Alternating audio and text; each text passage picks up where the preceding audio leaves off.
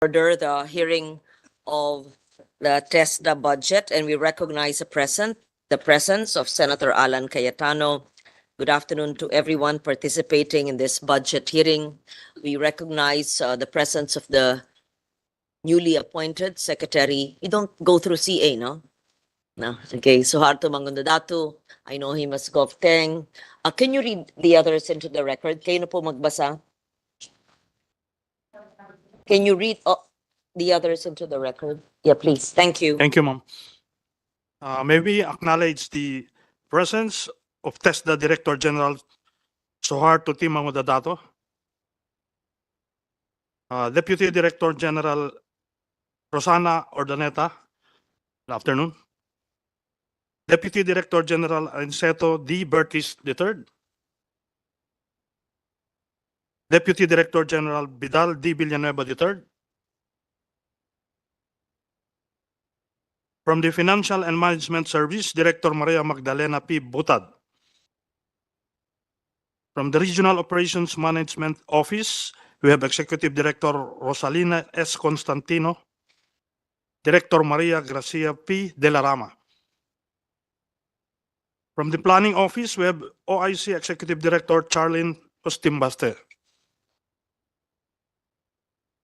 And we have Director Catherine Amor A. Sarsadias. Good afternoon po. From Certification Office, we have Executive Director Maria Susan P. De la Rama. From the Information and Communications Technology Office, we have Executive Director Lorenzo Emmanuel L. Guillermo. From the National Institute for Technical Education and Skills Development, we have Executive Director David B. Bongalion. From the Qualifications and Standards Office, we have Executive Director Elcid H. Castillo. From the Partnership and Linkages Office, we have OIC Executive Director Floramel J.C. Songsong. Thank you, Madam Chair. Thank you very much, Committee Secretary. Let me just read the brief opening statement. I'll skip some portions and we proceed to the presentation. But we know that TESDA has been here for 3 decades. Is that correct? And it's been leading the way in equipping individuals, advancing local communities, and driving economic growth. And we've seen the transformative power of proper skills training firsthand. And we have also consistently supported efforts providing greater opportunities. There's a law, Republic Act 9509. I hope everyone knows that in TESDA. This is the Barangay Kabuhayan Act because TESDA is the implementing agency. It establishes livelihood and skills training centers in the 4th, 5th, and 6th class municipalities. This was way back, I think, in 2007. We felt the necessity in opening more doors for lasting employment opportunities in these far-flung areas and the 4th to 6th class municipalities. And I hope that you have a provision that would fund this law and let it not be said that it is an unfunded law. So we also would like to put on record that we'd filed a bill that aims to establish a Department of Technical Education, Training, and Certification, but of course, far from becoming a law yet. So I will no longer read all of this, but I would insert it into the records. We would like to listen to TESDA and see your budget and see how it could help us in this post-pandemic recovery and reach the most number of people, especially those who are underemployed and unemployed, and find out how else we could support you. So Gov Teng, Secretary Teng, I once again recognize Senator Alan Cayetano. I'm told that Senator Joel Villanueva, our Majority Leader, is joining us as well. And we acknowledge the fact that he has done great work at TESDA during his time. Okay, I hope you can continue that kind of work and do as much. And in fact, we need it much, much more now post-COVID. Thank you. So we look at your presentation and kindly give us copies as well.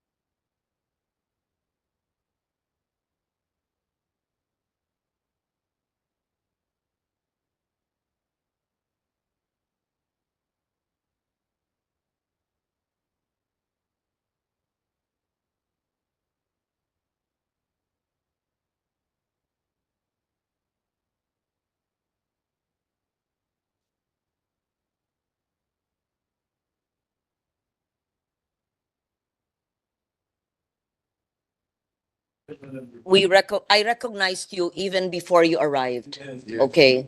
So we recognize Senator Joel Villanueva and So now it's TESDA men. TESDA men. Yes.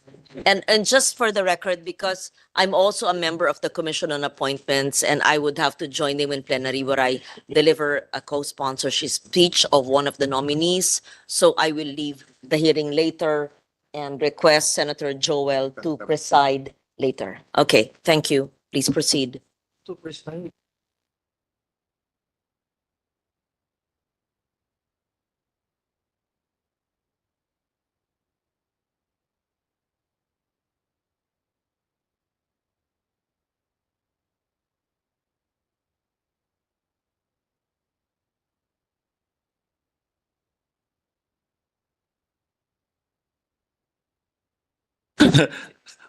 Na-start talk po tayo kay sa lahat ng mga senators po. Yeah, pleasant good afternoon, honorable senators.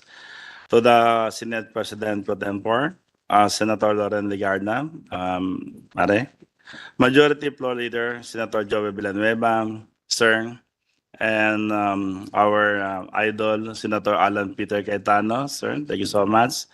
And of course, to those who are esteemed members of this committee, our friends, allies, and colleagues in the Senate. Isang magandang napagpalang hapon po sa atin lahat. Alhamdulillah, to God be the glory. Assalamualaikum warahmatullahi wabarakatuh. Good afternoon. I joined by the TESDA family right now. Would like to introduce to them the Deputy Director General for the Plans and Policies, Ms. Rosana Ordaneta, is also with me. And for the operation is Anacieto Vertis III. And for the linkage, Vidal Villanueva III. Together with us is the executive directors and other officials of the TESDA. Education is among the President's priority sectors. In fact, he directed for the review of the curriculum in light of the job skills mismatch and to make our program responsive to the needs of the industry. Likewise, during SONA, the President has reiterated that Tibet continue to prove itself to be empowering educational intervention. He further mentioned that there are many examples of how its graduates have gone on to secure competitive technical jobs. The TESDA, as the authority in Tibet, is committed to support the administration in its socioeconomic agenda, especially in increasing income earning ability and ensuring transformative lifelong learning opportunities for all. These are outlined in the National Technical Education and Skills Development Plan for the year 2023 to 2028, which is aligned to the Philippine Development Plan and the Labor and Employment Plan. With the honor of my appointment for almost 98 days right now, and a dedicated 3 months long stay as TESDA, I have also set the template agenda of the agency, which is aligned to my vision and purpose to make Tibet program more widely recognized and accessible. With the banner program, TESDA sa Barangay, I am fully committed to ensuring that any learner who want to learn valuable skills can do so through the Tibet programs. We intend to address two issues and concerns of Tibet by updating our training regulation or standard, ensuring that Tibet meet the requirement of the industry, including maximizing the potentials of the halal industry, modernizations of our training facilities, pushing for digital transformations of our system and processes, and the continuous upscaling, rescaling of learners and workers anchored to the concept of lifelong learning. All of this cannot be done without underscoring the importance of investing in Tibet.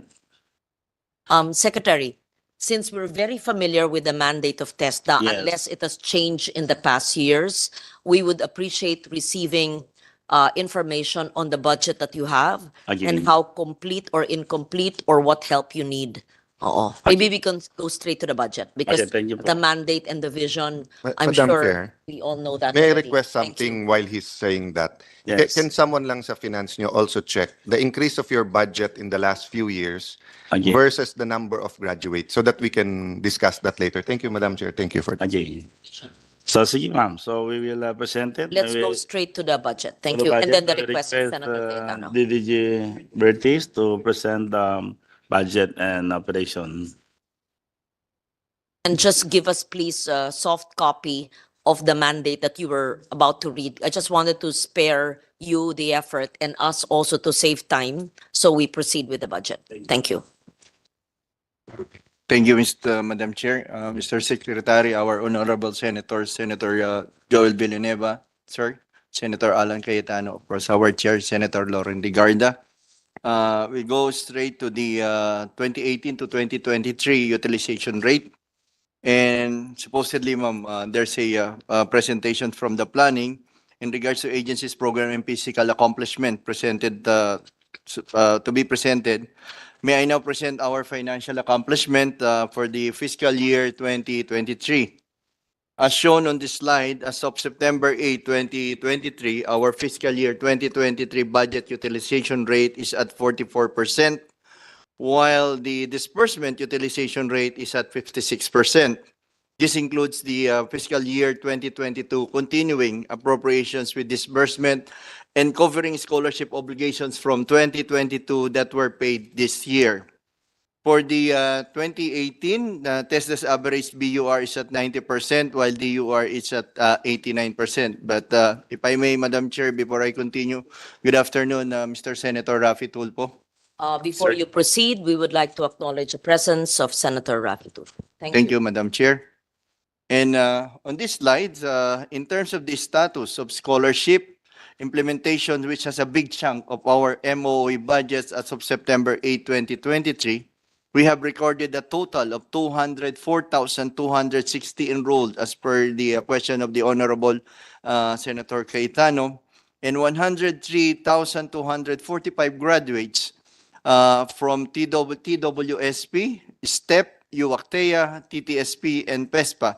Those are the scholarship programs that TESDA is offering. This translates to a total of 41.46% on the budget utilization rate and a 42.95 disbursement utilization rate for these scholarship programs. We have prepared our catch-up plan to ensure that we will be able to fully utilize our budget allocation until the end of this year.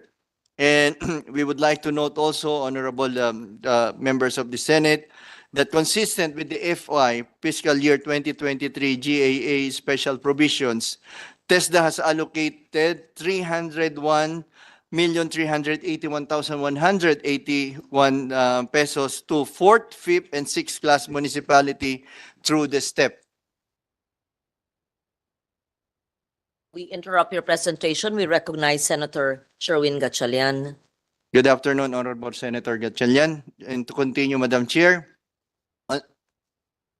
Thank you, Madam Chair. To continue, on this slide, presented in this slide is the comparative budget of TESDA between the fiscal year 2022, 2023, and the NEP, or the National NEP for year 2024. The agency's total appropriations for 2023 is 16.01 billion, Your Honor, and a decrease of 6% allocations based on the fiscal year 2024 on the NEP.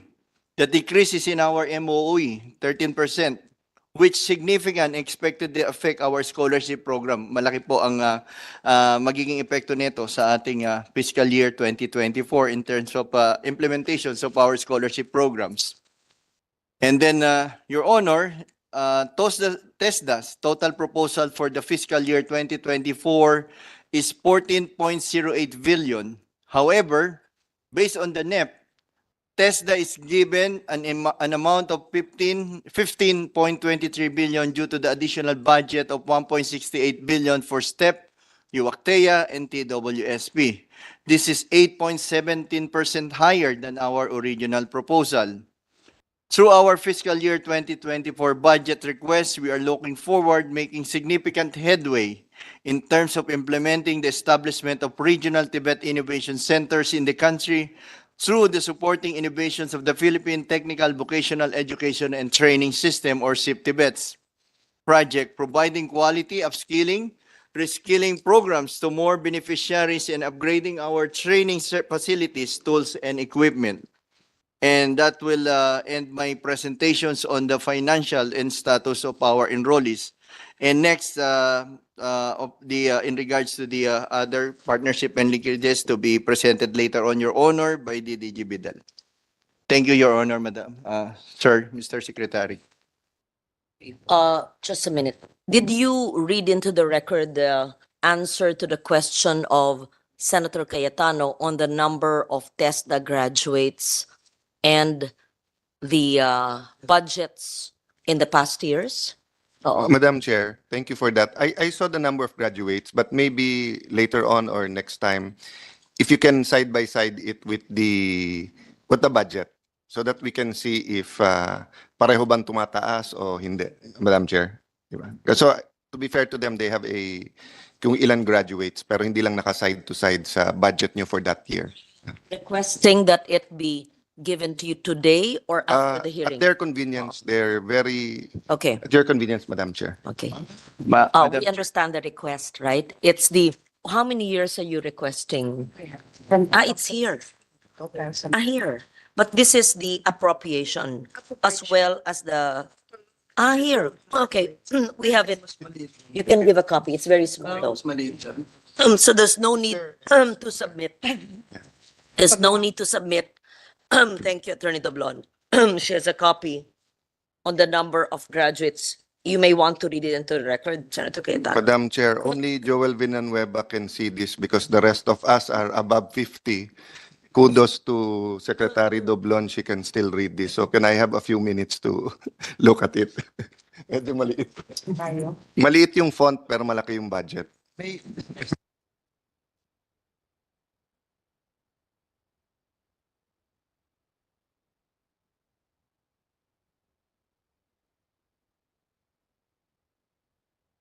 Sige, ma'am, for everyone's guidance kasi I think others have questions.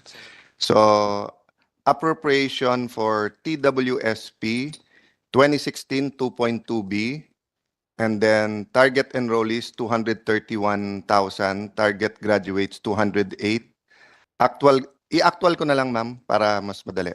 So 2016 2.2B graduates 293,000. 2017 2.4B 319,000 graduates. 2018 2.7B budget 349,000 budgets. 2019 2.7B 305,000 graduates. 2020 2.2 budget graduates 202. So maybe because of the pandemic 100,000. 2021 4B 235. So medyo significant ma'am yung 2021 because double yung budget pero compared sa 2019 2.7 300 graduate at pandemic pa rin. 2022 184,000. But during your times, Senator, in 5 years 10 million graduates, right? Almost 10 million graduate. But apples to apples ba? TSWP din yan or? Yeah, I think the agency would have the Okay. record. I'll And, stop there, Madam Chair, because Senator but Joel will it's notice true. I'm I have to interpolating mention, him. Madam Chair, that the pandemic really played a major role why we didn't get much takers, graduates during the time. Although later on, Madam Chair, I will be propounding some questions, especially with regard to our TESDA online program, which is my pet project when I was there. It has now about 3.59 million users. 3.59 million users. But the challenge there, and I will propound some questions later, how are we going to assess these learners so that they can also be certified? Because otherwise, if you're not certified, madam, parang baliwala din yung inaral. Madam Chair, just before Senator Joel realizes I'm interpolating him instead of TESDA. That's what I noticed, Madam Chair. I'll just give the context. I don't have to ask it now. Yung context po kasi, nung pinasa natin yung K to 12, ang promise nun is magiging, without using the word, magiging irrelevant ang TESDA for 3 reasons. One, mawawala na yung mga out-of-school youth more or less because they will try to go for 100% na graduate ng at least junior, pero hopefully senior high school. Number 2, i-integrate na nila lahat ng track. So, parang yung German tech book and apprenticeship and everything. And then, Madam Chair, and I know you worked much on this. Of course, yung mag-ama din na Senator Angara worked much on this. Senator Sherwin, Senator Pia, Senator Joel na worked so much on this education the last 20 years. Ang point ko lang po, nung tinignan namin, ang lamang ng Philippine Science High School is 3, 4, 5 times budget per capita. Of course, many other things, no, may exam, the teachers, etc. But if you look at it, if you really spend more per capita on that student, yung quality ng education na makukuha niya, it already makes a big difference. So I wanted to see at the end of the budget hearing, ilan ang out of school, ilan ang target, at magkano per capita ang ilalagay natin sa kanila so that at the end of the Marcos administration, we can look back and say, did we meet our targets? I'll end there. Thank you, Madam Chair. Thank you. We will proceed now. Thank you, Senator Cayetano, Majority Leader Villanueva. We proceed with the presentation of DDG Villanueva. And this is the last presentation, then we can proceed with the questions, right? But Madam before Chair, that, I will not raise a recognize- point of order, but it's really warm here inside the, I Uh, already, Really? It's if just, it's okay, we ask we how can, we decrease. please, Make it 24. Thank you. Oo. 25, this is not Sonabat. Oo. Thank you. 24 is fine. Thank you. We recognize the presence of Senator Ronald Bato de la Rosa. Thank you for coming. Now, DDG Villanueva for the presentation. Thank you so much, Madam Chairman. Honorable Senators. With due respect, Madam Chair, can I request a little bit update in regards to the policy and planning of the TESDA before the presentation of the linkage? Yeah, okay, thank you. So we recognize DDG Ordaneta and then DDG Villanueva for the presentations. Thank you. Thank you, Madam Chair. First, after that, we will have the majority leader to ask the questions, the officers first. I will ask the last if there is time, and then proceed with the order of arrival of our colleagues. Thank you. So the first screen.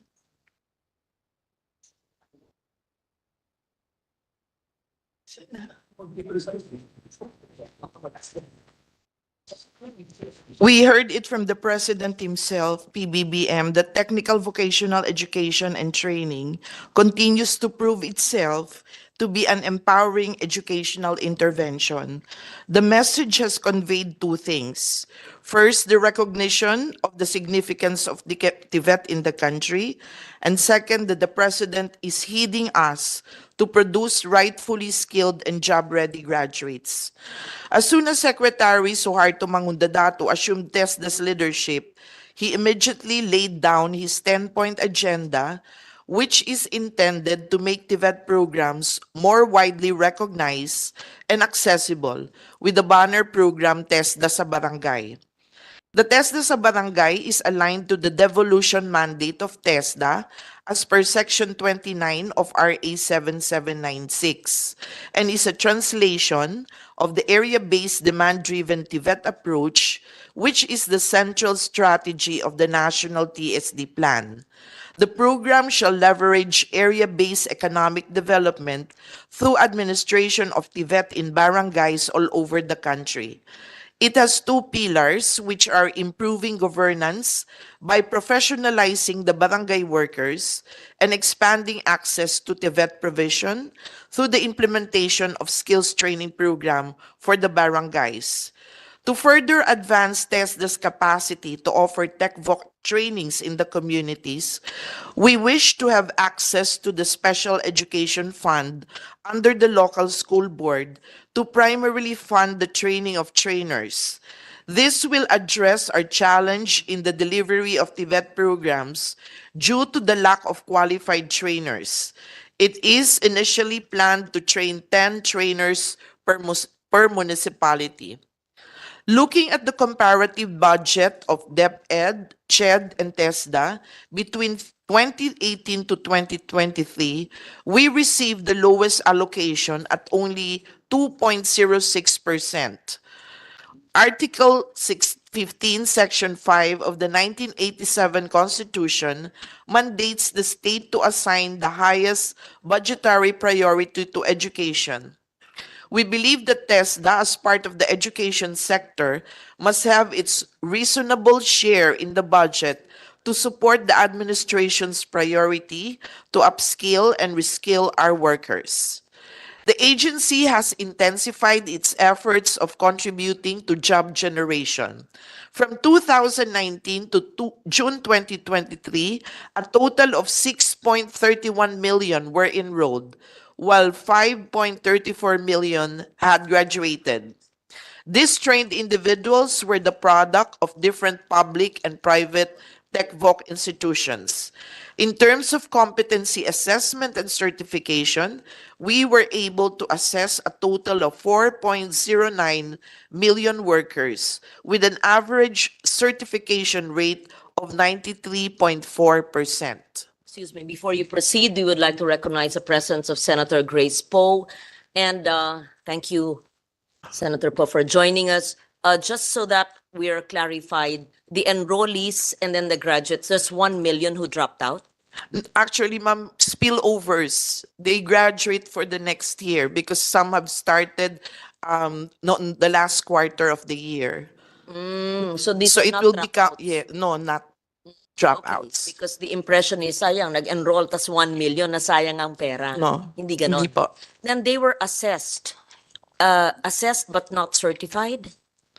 Some were assessed. Yes, but they did not pass. So they were not That's right. So certified. there's a gap of 200. That's 4.09, so 4 million.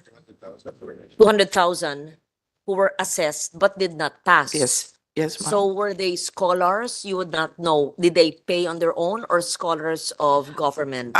We have a data, but most, if not all, are walk-in, and Yan. a certain percentage will be from the scholarship. So sayang naman. But most, ang tingin ko dyan, ma'am, hindi yan sa scholarship because we have mandatory assessment. So, meron din kaming levels of criterion for schools. Ang laki din na hindi pumapasa. Then we just let them go? Or do we reskill until they pass? Sayang din. They have to be reskilled. Some of the schools also offer po review classes or mga ano po, they try to help Yeah. the workers. The courses are the uncertified but assessed. What courses are these usually? May data po kami, ma'am, but Later. we Sige, can you provide you finish with the your data presentation. later. Yes. Thank you. Thank you, Madam Chair. Another consideration for the plans and programs of the agency for FY 2024 is its potential TVET clientele. In the slide, it is estimated to be around 35 million based on the Philippine Statistics Authority of June 2023 labor force figures.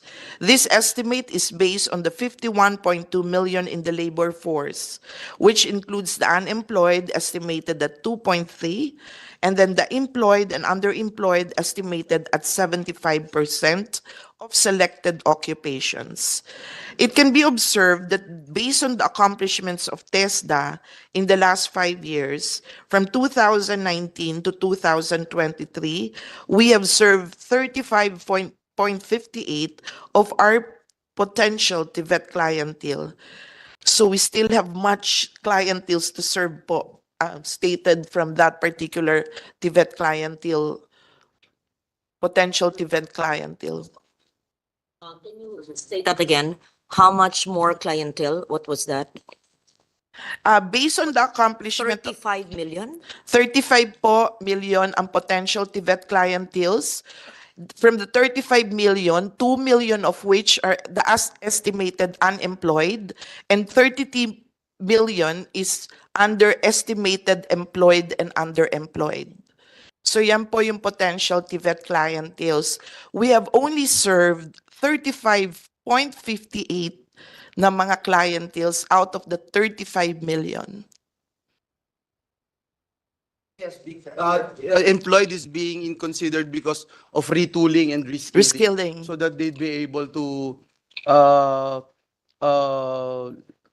land jobs, be promoted, or yes, yes. Yes, Apo. that is the charter of TESDA to ensure that they would be able to be what do you call this? Competitive in the changing world of employment. But in including the employed, you're including the underemployed, and that's understandable. But those who are gainfully employed, why would you consider that as a potential client? Let's say they're employed in the Senate, for example. Would they qualify under the 33 million? The Senate pays well and has benefits. Not necessarily, madam. For example, if you're employed in a construction firm and the 4IR is already here and the fifth industrial revolution is already knocking on our doors. So with the changing of the technology and They the would be a industry, potential client. they would need to be reskilled and Okay. retooled. So we're not referring to those who are gainfully employed and may not be looking for other skills or other forms of additional employment. There are also employed individuals who are not certified by TESDA yet.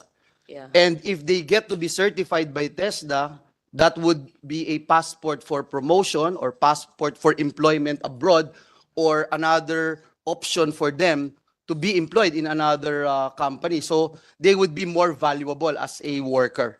Okay, so that's big, 33 million. Okay.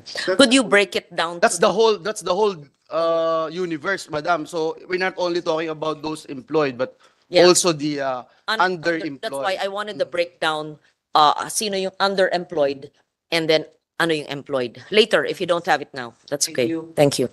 Thank you, Madam Chair.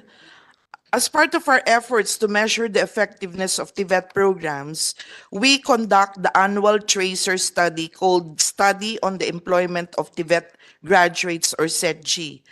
Based on the results of the 2022 SETG, 76.7% or 8 out of 10 were employed. We also noted that for the last 5 years, on average, 52% of TVET graduates have higher education. So what does that data tells? First, the TVET beneficiaries is now changing, as revealed in the increased proportion of TVET graduates with bachelor degree or units. Second, the significance of TVET in the lifelong learning process, specifically in the changing landscape of the industry, can no longer be understated. The respondents who have previously taken higher education cited that their reason for taking TVET is for skills upgrading or enhancement. Similarly, both the employed and unemployed availed of TVET programs, indicating to pursue the area-based and demand-driven programs that would equally support the working population and those who want to upgrade their skills to increase their chances for employment. This also situates TVET as a labor market intervener. With this, we can see that TVET is gaining ground, especially now that we have the President's support and, of course, the legislative component support. We deliver our programs by developing training regulations or standards and diploma programs that are being offered by the accredited training institutions through our unified TVET program registration and accreditation system. As of June 2023, there are 16,141 registered TVET programs, including recognized diploma programs. Covering majority of these programs are NC Level 2. We also have 554 recognized diploma programs in various private and public TVET institutions. It is our endeavor to close the gap on our program offerings and offer higher level qualifications, with the lower level qualifications to be devolved to the local government units. We wish for TVET to acquire the same level of recognition so that more programs under the key priority sectors would be registered under the quality assured Philippine Technical Education System. With the current demand to develop more technologists, we will develop more diploma programs and request funds from the UWACTEA, in which we have a fiscal space of around 12 billion. This we need for a 3-year period for 4 batches of trainers. For 1 year, we need a total of 514,358,000. In terms of trainers and assessors, we have a total of 24,424 trainers who are holders of National TVET Trainer Certificates. Meanwhile, 7,551 are accredited as competency assessors. As some of our legislators present here are already aware, the current capacity of our training and assessment infrastructure is not sufficient for the current needs of the time. This area still remains a challenge and would need additional funding support. So may I now give the floor to Deputy Director General Vidal Villanueva for the way forward.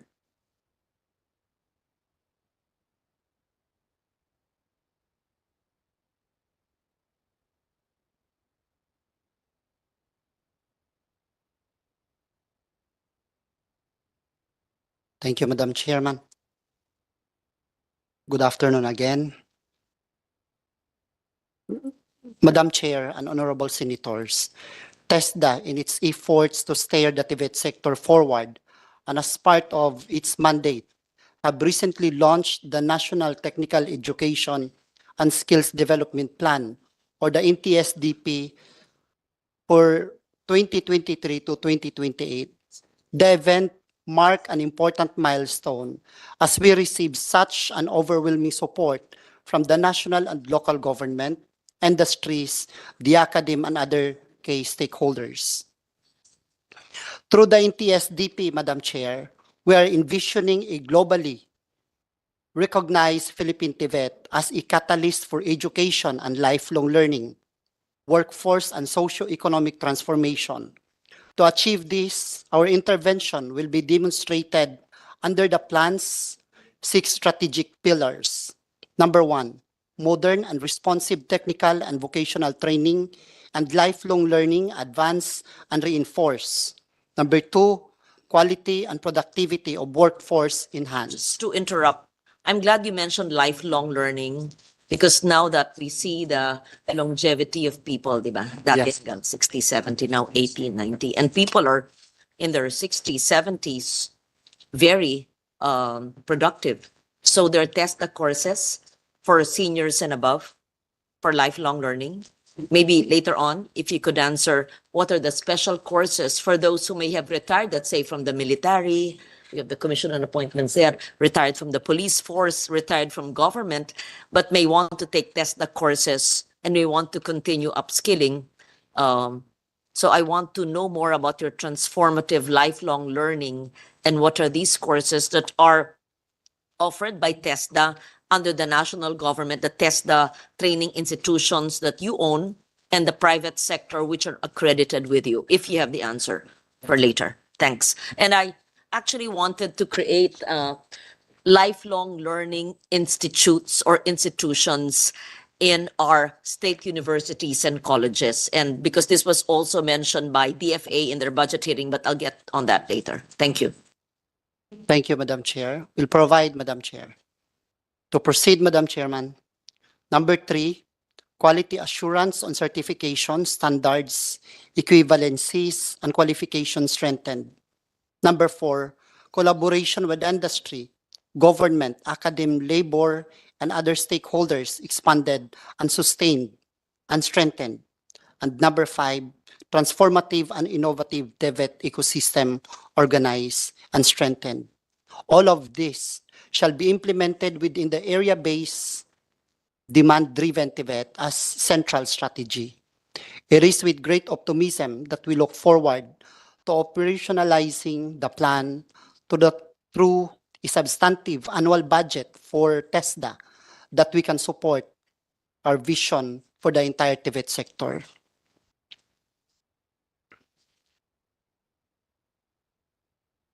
For the NTSDP 2023 to 2028, we are saying, Madam Chair, the TESDA and for the entire TVET, para sa magaling at makabagong TVET, we are asking for the continued support of this honorable body in ensuring that we are able to promote, provide, and support accessible, inclusive, equitable, and relevant, and high-quality technical vocational education and training for our kababayans.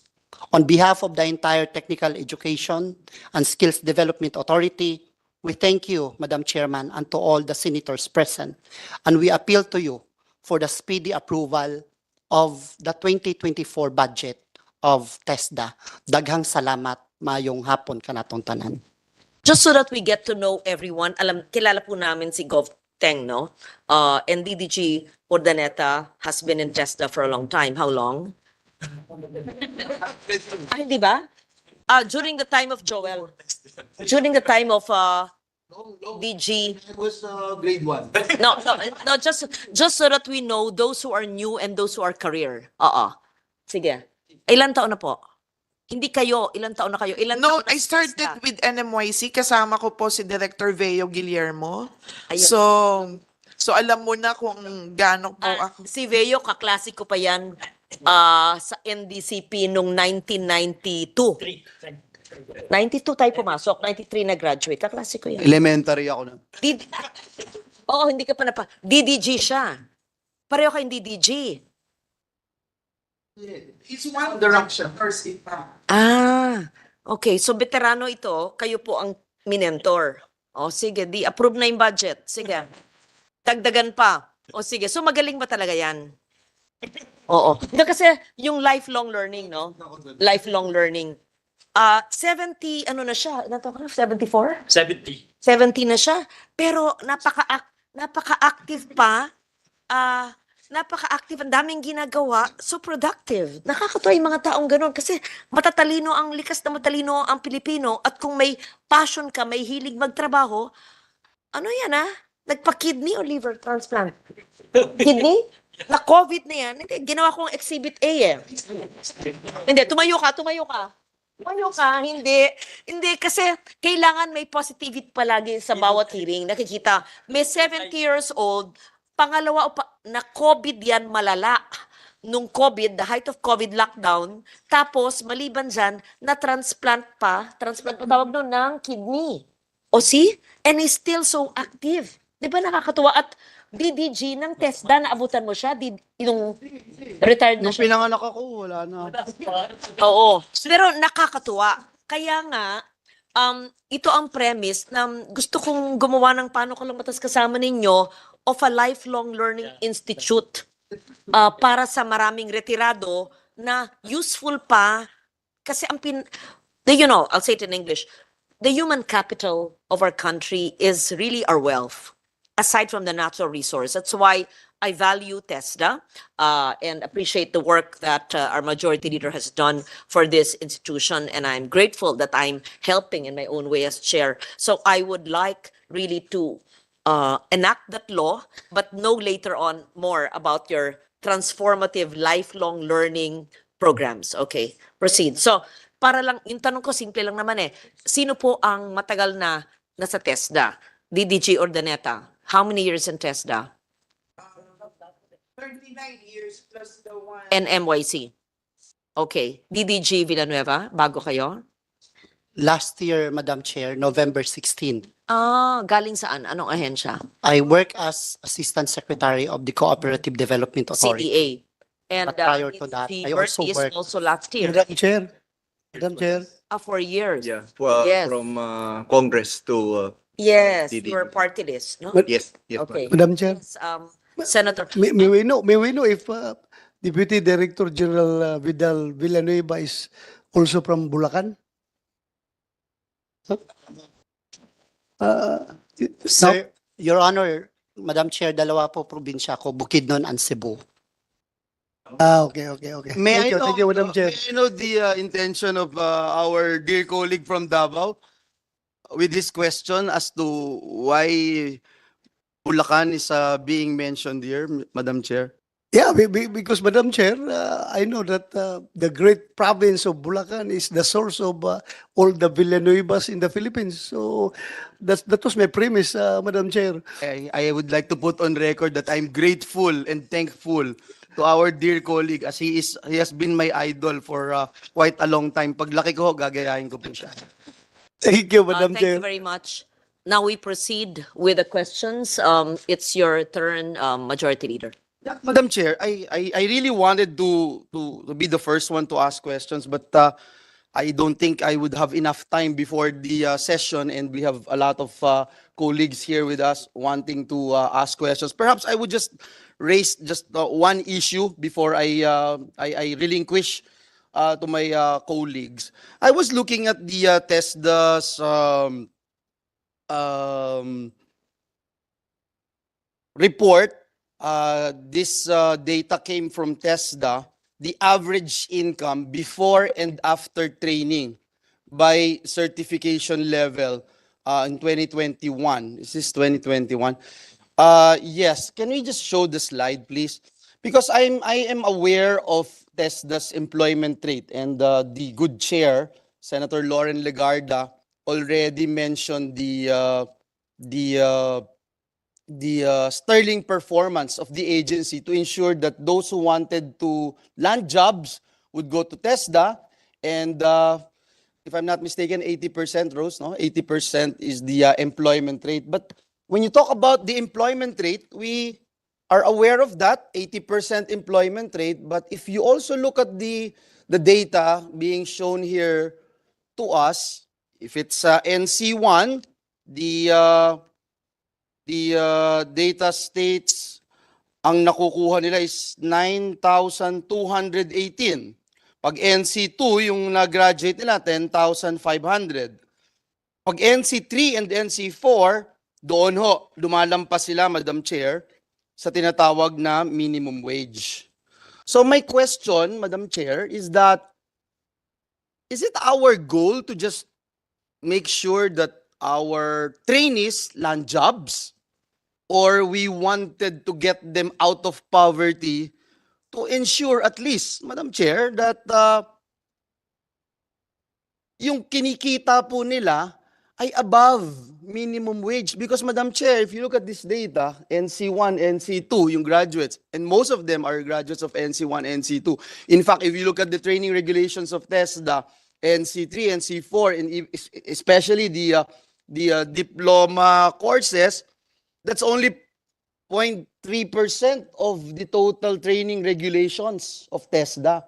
So the point I'm trying to raise here, Madam Chair, is that if this trend will continue to go on, then we are only allowing them to land jobs below minimum wage, and there's no way that we can help them actually to get out of poverty. Thank you, Madam Chair. That's a very good point. And in fact, in the request of Senator Cayetano for the matrix on the budgets, and which was given, and the graduates and those who landed jobs, we also wanted to see other, not just the employability, but were they gainfully employed or eventually dropped out. But I say this as I need to go to CA to deliver a co-sponsorship speech. And the agreement was, thank you, Senator Joel, for agreeing to just briefly preside. And you have the list of those who arrived for their questions. And I will be back soon. I'll just deliver the speech, then come back. Thank you very much. I'll be back. Thank you, Madam Chair. Yes, you wanted to, before we hear from TESDA, can we acknowledge our chairperson of the Education Commission, Senator Sherwin Gatchalian. Thank you, Mr. Chairman, for raising that very important question. In fact, in the EDCOM commission meetings and consultative meetings, as well as when we were hearing some of the issues regarding our senior high school graduates, I get this feedback and I get this feeling from our friends from the executive that we're happy that 8 out of 10 TESDA graduates are employed. No? I get that also from DepEd, no, when they were doing their surveys, that 7 out of 10 of our senior high school students are gainfully employed. But the good chairman pointed out a very important factor or very important nuance in that statement, the quality of jobs. No? Yes, they are gainfully employed. Yes, we are happy that 8 out of 10 they are employed, but they're not even hitting the minimum wage. No? So, in other words, we gave them NC1, we gave them NC2, they wasted their time going to TESDA, they wasted their time attending senior high school, our senior high school level, including our senior high school. But the jobs that they are landing is below minimum wage. So that's not commensurate to the 1 year, 2 year time that they spent, not only their time, but also their money.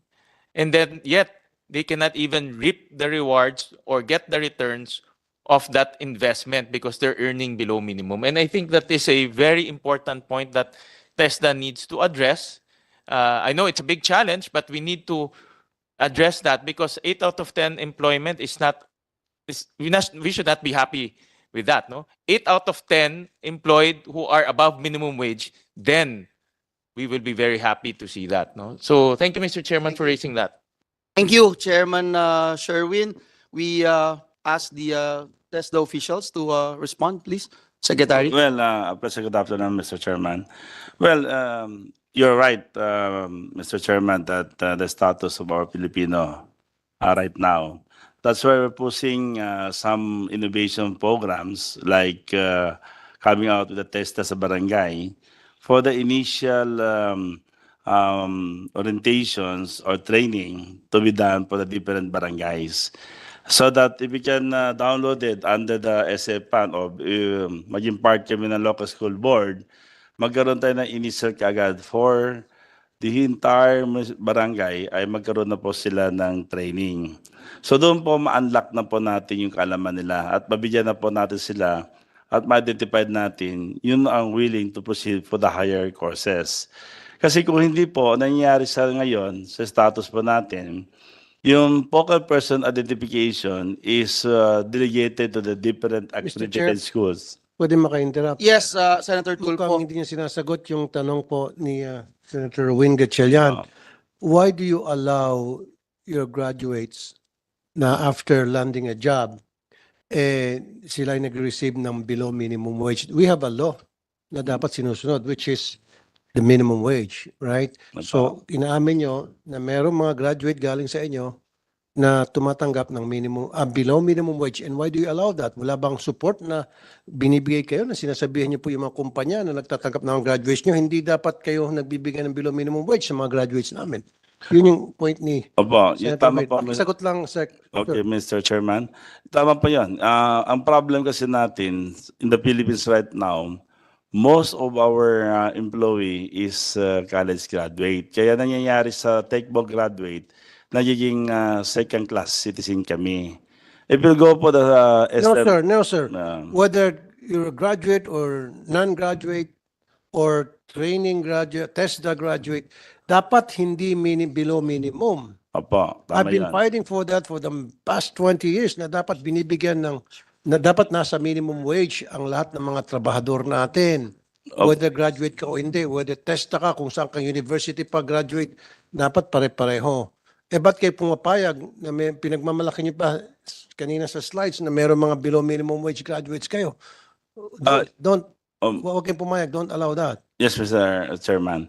You're right. Kaya po ginagawa namin right now, nagkikipag-ports kami, partners kami with the different enterprises industry so that they can understand that the graduate of the debate textbook are workforce ready. Kasi yung mindsetting ng mga Pilipino here, yung mga enterprises natin, hindi pa ganun ka-accepted sa kanila yung mga graduate ng textbook. Kasi sa dami na nag-graduate ng colleges, kaya kung makita mo, ang hinahanap nila kagad is college graduate, even sales lady. Kaya nga mismatch, yan ang sinasabi ni President, madaming mismatch. Sir, hindi niyo ako nagigets eh. Ma'am. Ang sinasabi ko rito, regardless kung ano yung estado mo sa buhay, ikaw ay nakapag-aral kahit na hindi ka nakapag-aral, kailangan kung ikaw ay trabahador sa NCR, kung ano yung minimum wage na nakasaad sa batas natin, yun dapat ibigay. Huwag mas bababa. In your case, TESDA kayo, train nyo yung nag-aral sa inyo for how many months or years, nag-train and all, and then nang pakawalan nyo, nag-land ng job sa tulong ninyo, at below minimum wage ang tinatanggap, pumapayag kayo? Dapat hindi. I think to clarify what the good gentleman from Isabela and Davao is saying is that do you have a control? Do you actually oversee your graduates after they graduate, when they land jobs? Do you have any idea that they are working below minimum wage? Because that's illegal. Yun yung point ni Senator Raffy. Mr. Chairman, wala po sa amin yan. It's under other agency. That's right. Aba. Exactly. Kaya nga, so therefore, kung alam nyo yung mga nag-graduate ng TESDA, kung anong industry yun, na below minimum ang tinatanggap nila, then call DOLE. Parang DOLE magsabi, teka muna, graduate ng TESDA yan, ginastusan ng gobyerno yan for so many months and years, and yet tatanggap lang ng below minimum. Hindi pwede at saka illegal yan. First and foremost.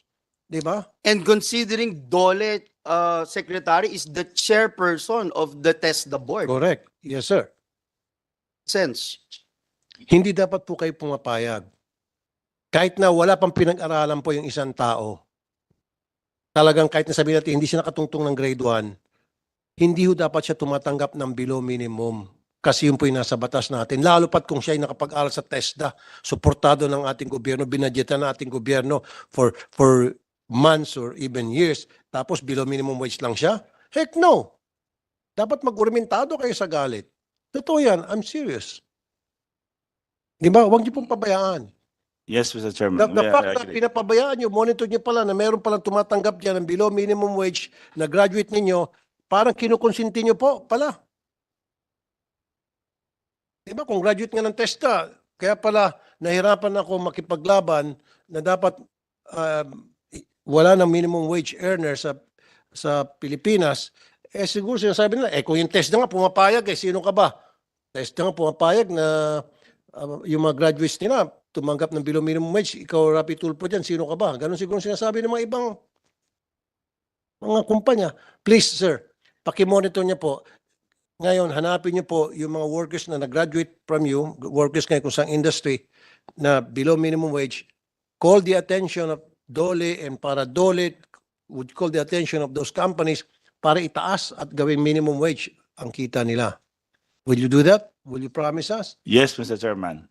Gagawin po namin yan sapagkat right now, madami na kaming partnership with the Philippine Chamber, Philippine Construction Association, so lahat po yung partner namin so that they can also be enlightened kung ano talaga dapat at anong meron sa textbook natin right now. They are workforce ready. And we can consider as very competitive na po sila. So kaya namin gina-insist na talagang yung acceptance ng industry natin, talagang bawal yung minimum. Bawal yung below minimum. Kaya we're pushing for the minimum to up. Minimum and above. And above. Okay, ito po Universal Access to Quality Tertiary Education Act. And Rafi, sorry, but can we let them answer my first question? Because I'm still sorry, waiting I'm sorry, for Mr. Chair. I'm it's sorry. okay. Because I think this is very important issue as agreed upon by our chair of the Education Commission. One, you agree that whenever we produce graduates, 8 out of 10 are employed, but the employment is actually below minimum wage. And let's accept it, hindi kalidad yung employment na nakukuha. Number two, that's you can contest my statement anytime. Number two, yung binabanggit ni Sen Rafi kanina dun sa below minimum wage, because, or probably, correct me if I'm wrong, they are not in the formal sector. Nasa informal sector sila. But still, it doesn't excuse TESDA for not looking after them and taking care of them, no? Three, which is perhaps the most important part of our discussion, is where do we go from here? How do we ensure that either you improve your NCs, our national certification 1 and 2, so that they would be able to compete with the workforce and that they would land in a job wherein at least they could get a minimum wage. In other countries, for example, in Thailand, the level 1 in Thailand is level 2 or level 3 here. Level 2 in the Philippines.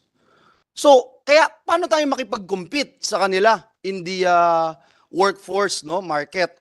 So, yun yung gina-guide ko na kayo how you want to attack or strategize paano bang gagawin dito. And we wanted to see, because again, if we don't do anything about this, same thing over and over again, going to be business as usual, wala ho tayong ma-accomplish. Pareho pala ulit to. It's going to be the same accomplishment as last year and last year and the year before. So I hope we can get something from the agency out of this very important issue. Thank you. Makasingit din, Mr. Chair.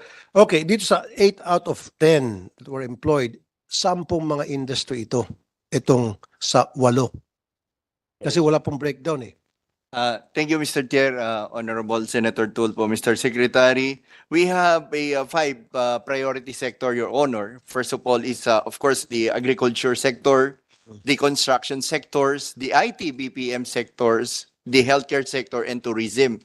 The reason why TESDA is now very aggressive in partnering with the industry and co-developing the curriculum of TESDA now. So, yung level po ng industriya ngayon, ang pinapattern na po natin, Your Honor, ang ating mga training regulations. In fact, Honorable Chair, under the apprenticeship program, 75% of the minimum wage as a trainee pa lang, part of their apprenticeship program, natatanggap na po to ng ating mga learners. They are actually industry immersion, sir. So kung ano po yung kultura, kung ano po yung mga modern equipment ng industry ngayon, and when they graduate, sir, almost 80% of our learners is being hired by those industry above minimum pay, sir.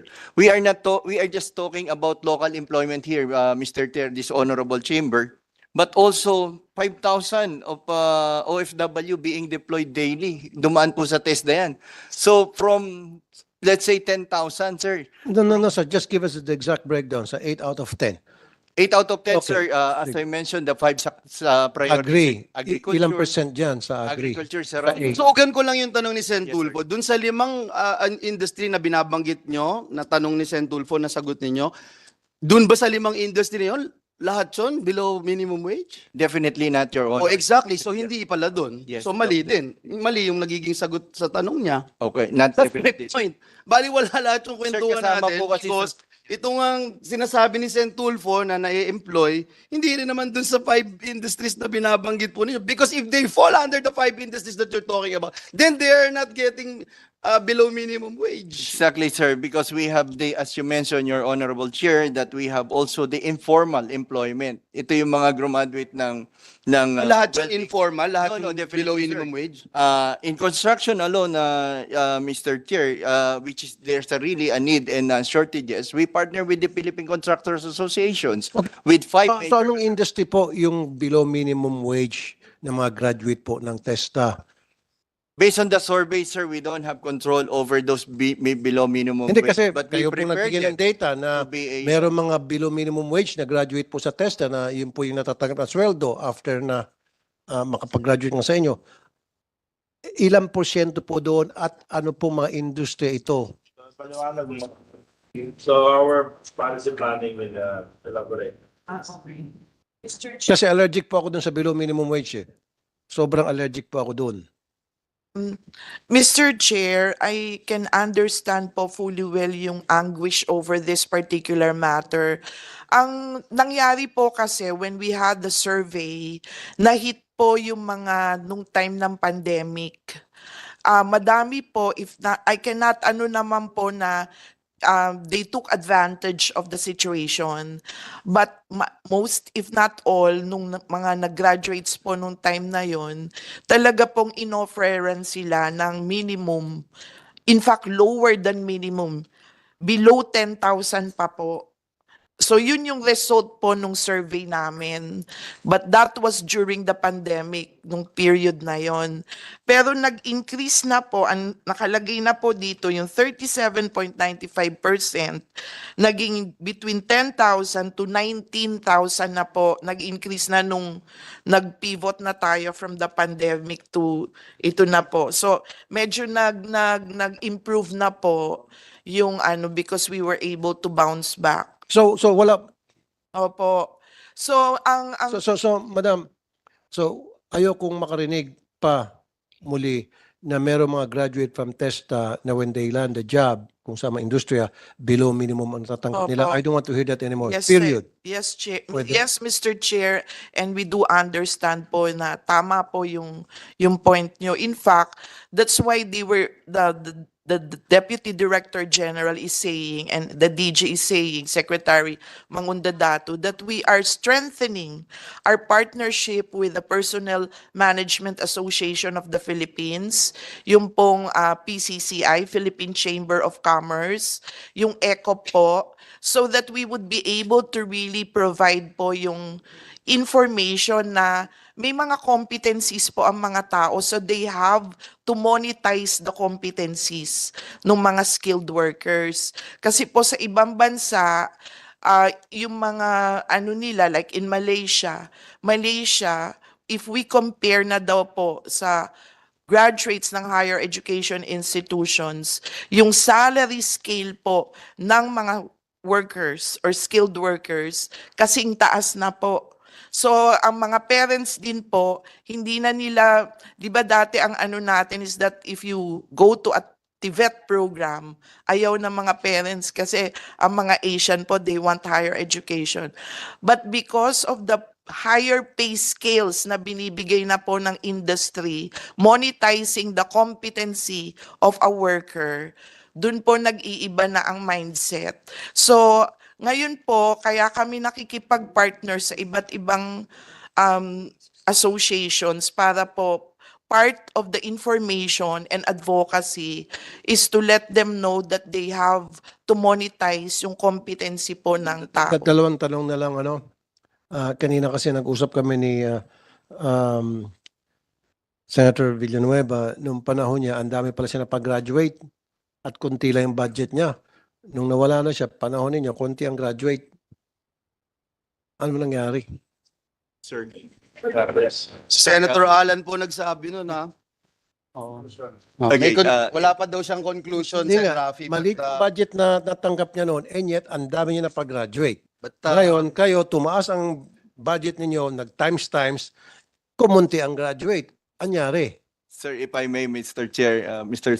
Secretary, actually just because of the capital cost of the amount of the course right now, during the time of the Honorable former Secretary of TESDA, now Chairman, in 2016, Your Honor, the per capita of our cost per capita is only 9,500.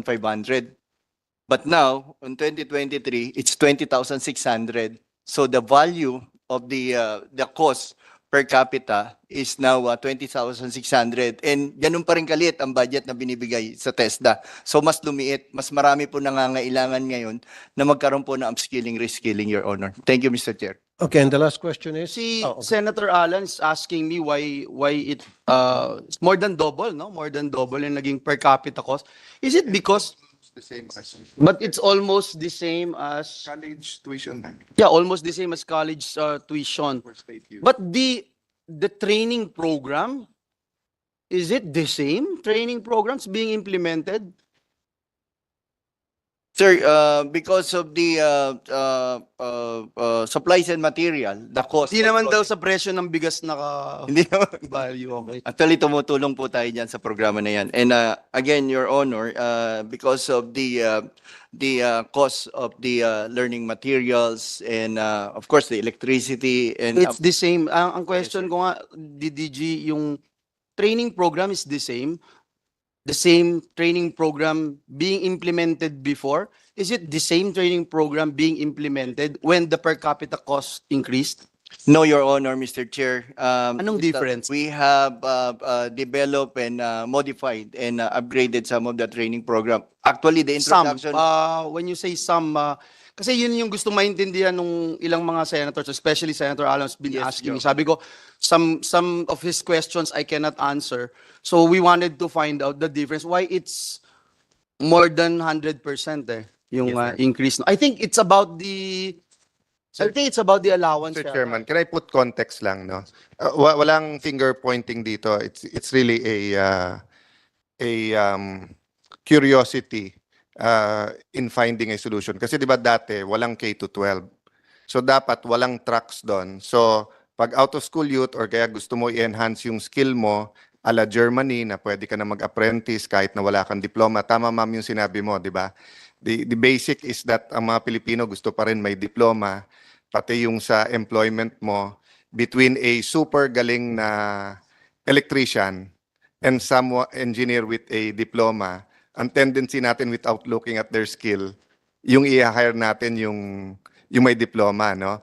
And then later on, pag nalaman mo na super galing tong electrician na to, siya nakaka-solve ng mga problema sa opisina mo, you're willing to pay them more. But my point is, look at this context, ha? So before middle of Pinoy's time, walang K to 12. So kung gusto mo ng skills, kailangan tutakbo ng TESDA. And then, wala pang scholarship nun sa CHED, pero meron kang katulad ng mga PUP na 5,000 lang, pwede ka na mag-aral ng 1 SEM, di ba? So ngayon, at 20,000 to be trained, and then ganun na rin halos yung tuition, tapos may hinihingi din yung DepEd. So I'm just trying to put it together. Baka nga kailangan natin ng hearing, Chairman Win, na magkakasama ang CHED, TESDA at saka DepEd para calibrate nung tulungan. But that's what I'm trying to put together because all three, CHED, TESDA, and DepEd are asking for higher budget. And talagang gas at bigas, sabay tumataas ngayon, di ba? 9 weeks na ata yung gas, tapos yung bigas kung hindi pa nagkaroon ng EO, no? But the point is, pag masyado ng mahal at malayo yung babayaran mo sa skills training, mas marami din ang hindi na lang magpapatraining, di ba? Unless nga increase mo din yung scholarship. But then, ibabalik ko na naman sa bakit nila hindi natutunan yun sa elementary at high school. Crowded na ba sila doon? Nag-half day na ba sila? Or whatever. That doesn't have to do anything with you. But if your cost keeps going up, one last point, no? If you're saying equipment sa training, I can accept that. Kasi kung dati wala kayong mga sasakyan, motor, garahe, dapat meron tayo nun, let's say sa automotive. But if you're saying equipment as in papel, everyone has a cell phone now eh. Diba? And then, isang bilihan lang TV for video sa cellphone ngayon. Pag PDF na, kasama sa training kasi yun, tuturuan mo na yung tao na dito ka na tumingin, hindi pwedeng panay, ewan ko nga sa Senate, bakit ganito pa kami, dapat panay iPad at phone na, no? But anyway, I'll leave it there. Again, it's not a criticism. It's an honest trying to figure out what will be the best balance between your bigger budget but a bigger output, then quality jobs, no? Yes, sir. If I may, Mr. Chair, Mr. Secretary. Sir, noong 2016 kasi, if you remember, Sorry, DDG, si Joel 2016 ka nga, no? Apo, 2013. 13 to 16. 13 to 16. Hindi ko na matanda. No, he was TESDA 20... 13, sir. Yeah, 2013 to 2016, di ba? Oo. So, we're basically talking about, hindi, Pinoy's time eh. Yeah, Pinoy. Oh, 2010. Oh, so we're basically looking at 2010 to 2013, 2013 to Yes, sir. 2016, 2016 to Pasensyahan niyo yung mga 2019. colleagues ko masyado Oo. bilib sa akin eh.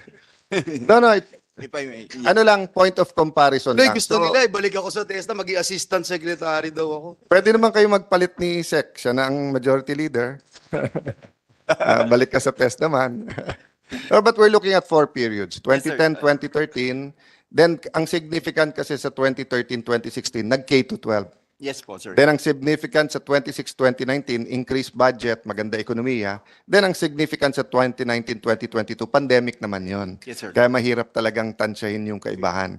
So, we're really talking about 2022 to 2025, kung ano mangyayari dito. Yes, sir. At if I may, Mr. Chair and Mr. Secretary, also on that the questions of the honorable sa Rapi Tulfo, Mr. Chair, during that time kasi sir, wala tayong binibigay na allowance eh. That 160 from 60. So yun yung nakadagdag. Why we gave allowance now to our Tibet learners? Basically, because of a huge number of dropouts. So hindi na sila nagtutuloy kasi pamasahe wala eh. So what we did, Your Honor, we gave them allowance. We started at 60 pesos in, I think that was 2019. Then during the pandemic, we even gave more, not only the allowance, the PPE, the internet allowance, of 500, Your Honor. So nag-increase po tayo. Lumiit yung numbers of students, sir. So mas bumaba po ngayon, this honorable chamber, na kasi binawas na po natin yung PPE. So from 23,000 something, Teka muna, after you gave them allowance, tapos mga benepisyo, lumiit pa yung number of students enrollees, dapat mas marami maengganyo kasi nagkakaroon silang allowance. sir, kasi we are constrained on a certain budget eh. So if you increase the number of costs, liliit Okay. po yung numbers. I sir. see, all right. So this is the factor. And also we are basing that on the National Tax Research Center formula. Ito po yung nasa, of course, under the planning, nasa NITSDP na po natin yan. So those are the factors. Mr. Chair, Opo. Thank you, sir. Go ahead, Senator Bato, please. just 1 point. I Mr. Chair. will Before I I will proceed give to, all my time to you, Your Honor. on point lang, Mr. Chair. Please, please. Sek, gusto ko lang malaman kung ilang textbook courses ba yung 2-year course sa inyo? Kung ilan? So, Marami ba yan? Ang Kaya may diploma kurso? courses natin is, we call it qualification. We have 554 554. Courses. diploma courses. Two years yan, ha? 2 years. 3 years. May 3 years pa. 3 years, yes. So, ilang estudyante natin this year who are taking 2 years and above, 2 to 3 years courses? Kung meron tayong number dyan, Meron. ilang estudyante?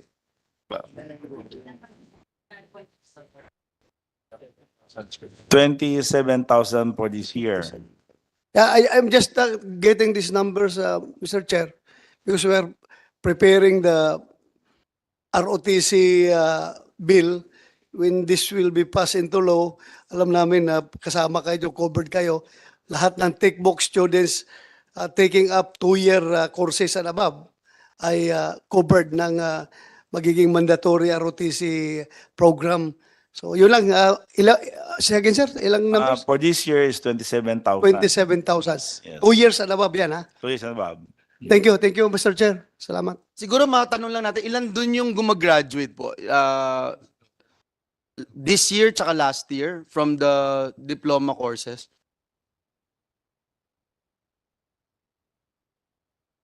Mr. Chair, Mr. Secretary, thank you. As of now, out of the 27,000, 10,000 already graduated and some are still ongoing courses, sir. Your Honor. So, it's not accurate if we say less than half would graduate, no? Because some of them are still taking. So, meron tayong data na ba as to how many are actually taking and how many are graduating by the average? What's the average? Ilang percentage nag-take at saka nag-graduate ng diploma courses? And I'm sure yung diploma courses na yan, when they land jobs, definitely yan, definitely above minimum wage yan. I sir. think, Yes, yeah. Your Honor. If I may, Mr. Chair, Mr. Yeah, please. Secretary. Yeah, from 2018 to 2023, Your Honor, we already have a graduates of 329,109, sir. and, enrolled 329,109, and graduates of 247,638, sir. I'm sorry, ilan yung huli? Enrolled is 329,109, and Graduated. graduates of 247,638, That's sir. in a span of how many years? From 2018 to 2023, Your Yeah, so Honor. we divide it, how many % per year? Averagely, Yung 1, average, 2, can we have 3, that? 4, 5, 6 divided by 6. 247 divided by 6. For the diploma. Sir, ongoing pa po yung 2023 natin. Yeah, it's So I okay. will- So I will kahit just stick to 2022, parang average lang. Every year. 41,000, sir, average. 41,000 graduates 41,000 per a year. Yes, sir. And the percentage ng universe, do we have that? Uh, Para lang alam natin yung percentage pumasok, tapos lumabas. divided by 29. You know, this data kasi, sir, we always talk 70 about this in the Education Commission. 75%, Your Honor. 75%. So Okay. it's a good. That's a good number. Thank you. Thank you. Senator Alan, please. Sir Chairman, babatiin ko muna ulit ng magandang hapon ang TESDA family at assalamualaikum, Mr. Secretary. Siguro po, regardless of our spiritual belief and religious conviction, lahat tayo naniniwalang man was made in God's image, di ba? Or yung iba, God's nature.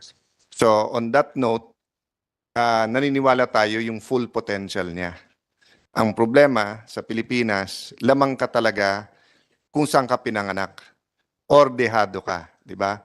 So to certain families na may kaya, mayaman, syempre lamang ka sa opportunities, but not only to families, location din, di ba? And for example, sir, sa Sultan Kudarat, compared let's say sa Batanes, compared siguro sa Metro Manila, Metro Cebu, hindi nyo rin kasalanan dahil yung IRA at saka taxable real property businesses mas malaki.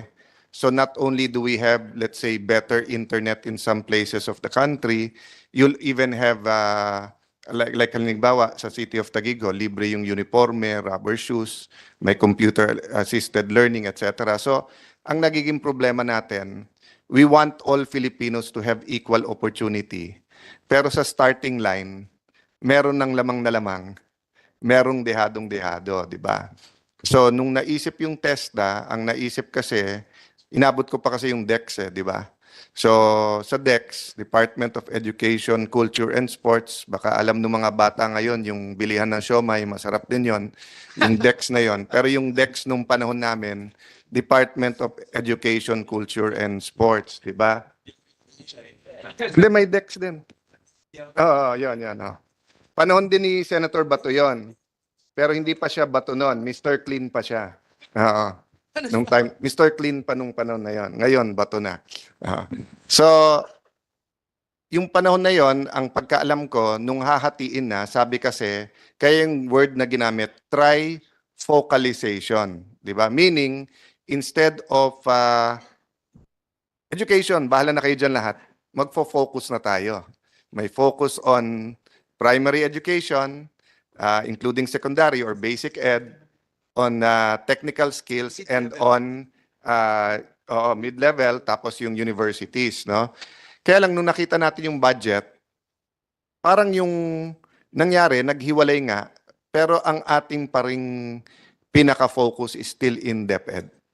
Di ba? There are certain reasons for that, di ba? Yung dami ng estudyante and everything, no? So fast forward, so President Marcos time, senior, malaki ang budget, isa sa pinakamataas ang ratio, pero hindi libre yung high school. Panahon ni President Coren, nilibre yung high school, but by the time na pag-enter ni FBR, mass promotion kasi libre yung high school pero not enough resources. Fast forward, pagdating ni President Pinoy, finally nahabol yung dami ng classrooms, finally yung 2 shift, 3 shifts nawawala, bumabalik sa parang private school na 7 to 3, 8 to 4 ng hapon. Ang problema, pinasok yung K to 12. Pagpasok pa lang na kindergarten, na kailangan, di ba? Kasi kindergarten is really genuine, di ba? Isa sa pinaka-importante sa formative years. Pero there wasn't enough classrooms. Kandara pa lahat ng mga LGU kung how to, na hindi mapaya yung administrasyon. Kaya, and then pinasok yung additional 2 years, no? Na hindi tayo handa. So, na-sustain natin yon until 2019 because maganda yung ekonomiya, dagdag yung spending, LGUs were also collecting a lot of SEF, etc. No? Pero nung tumama yung pandemic, parang house of cards, di ba? So yung maliliit na private school, they could not sustain, so they closed down. So lipatan lahat. So ngayon na bumabalik tayo sa normal, nasa DepEd na lahat. So like in Metro Manila, more than half of all the schools ng DepEd naka-shifting na. Nakakalungkot, meron, I don't know if it's about 10%, 3 shifts pa. So from K to 10, ginawa mong K to 12, or from 1 to 10, ginawa mong K to 10, then K to 12. And then, instead of 7 to 3 or 8 to 4 naman, half day or 1/3 na lang yung day or something in between. In the meantime, ang gaganda ng programa ng TESDA, dito ko ipapasok yung question ko na, yung context kasi yung sinabi niyong 3 years. So, ang pangako kasi ng K to 12 is that kung matatapos ka, employable ka na. So, ma'am, ang employable is, ano, sa TESDA, ano yung certification on 2 or 3? NC2. NC2, di ba? So, I mean, I would assume employable for DepEd and employable for TESDA sa same industry is the same, di ba? So, for me, even if I didn't know NC2 nung panahon na pinasa yung K-12, yun ang pagkaintindi ko. Na kapag ka ikaw ay graduate ng high school, tapos sabi nila, kung hindi ka man sa mga parents na nangangamba kayo plus 2 years, kahit junior high school ka, ikaw ay graduate, employable ka na rin. Pwede ka na rin. Yun ang pangako nung ginawa yung K-12. And I'm not blaming any administration. Historical to, mahaba na to, di ba? From almost 40 years na to. Lampas 40 years na. Before 1986, in 3 years. 2026, 4 years na, 1 generation na, no? So, kung sasabihin po natin na yung magagandang kurso ng TESDA is 2 to 3 years, I'm trying to figure that out. So, pag graduate mo ng high school, magti 3 years ka pa. Pag ikaw naman ay nag-drop out ng junior high school, mas mabilis pang graduate na ng high school kasi 2 years na lang. Kaso sa 3 years. Kung ikaw naman ay first year high school o second year, ganun din yung 3 years, di ba? So, wag naman nating sabihin na this 3 years will cater to yung umabot ng grade 5, grade 6 kasi dapat naman sila mag-equivalency, no? So, yung question ko is not one question for this hearing lang, but for the budget hearing including CHED and TESDA. So, my first question is factual lang, and you don't have to give it right now if you have to compute DG Bertis, no? So, sa 20,000, yun na ba yung ideal? Ano ang pinaka-ideal na kompleto na? Equipment niya, kung kailangan din niya ng whatever, kung folder yon, kung iPad o phone or ano, kung allowance, etc.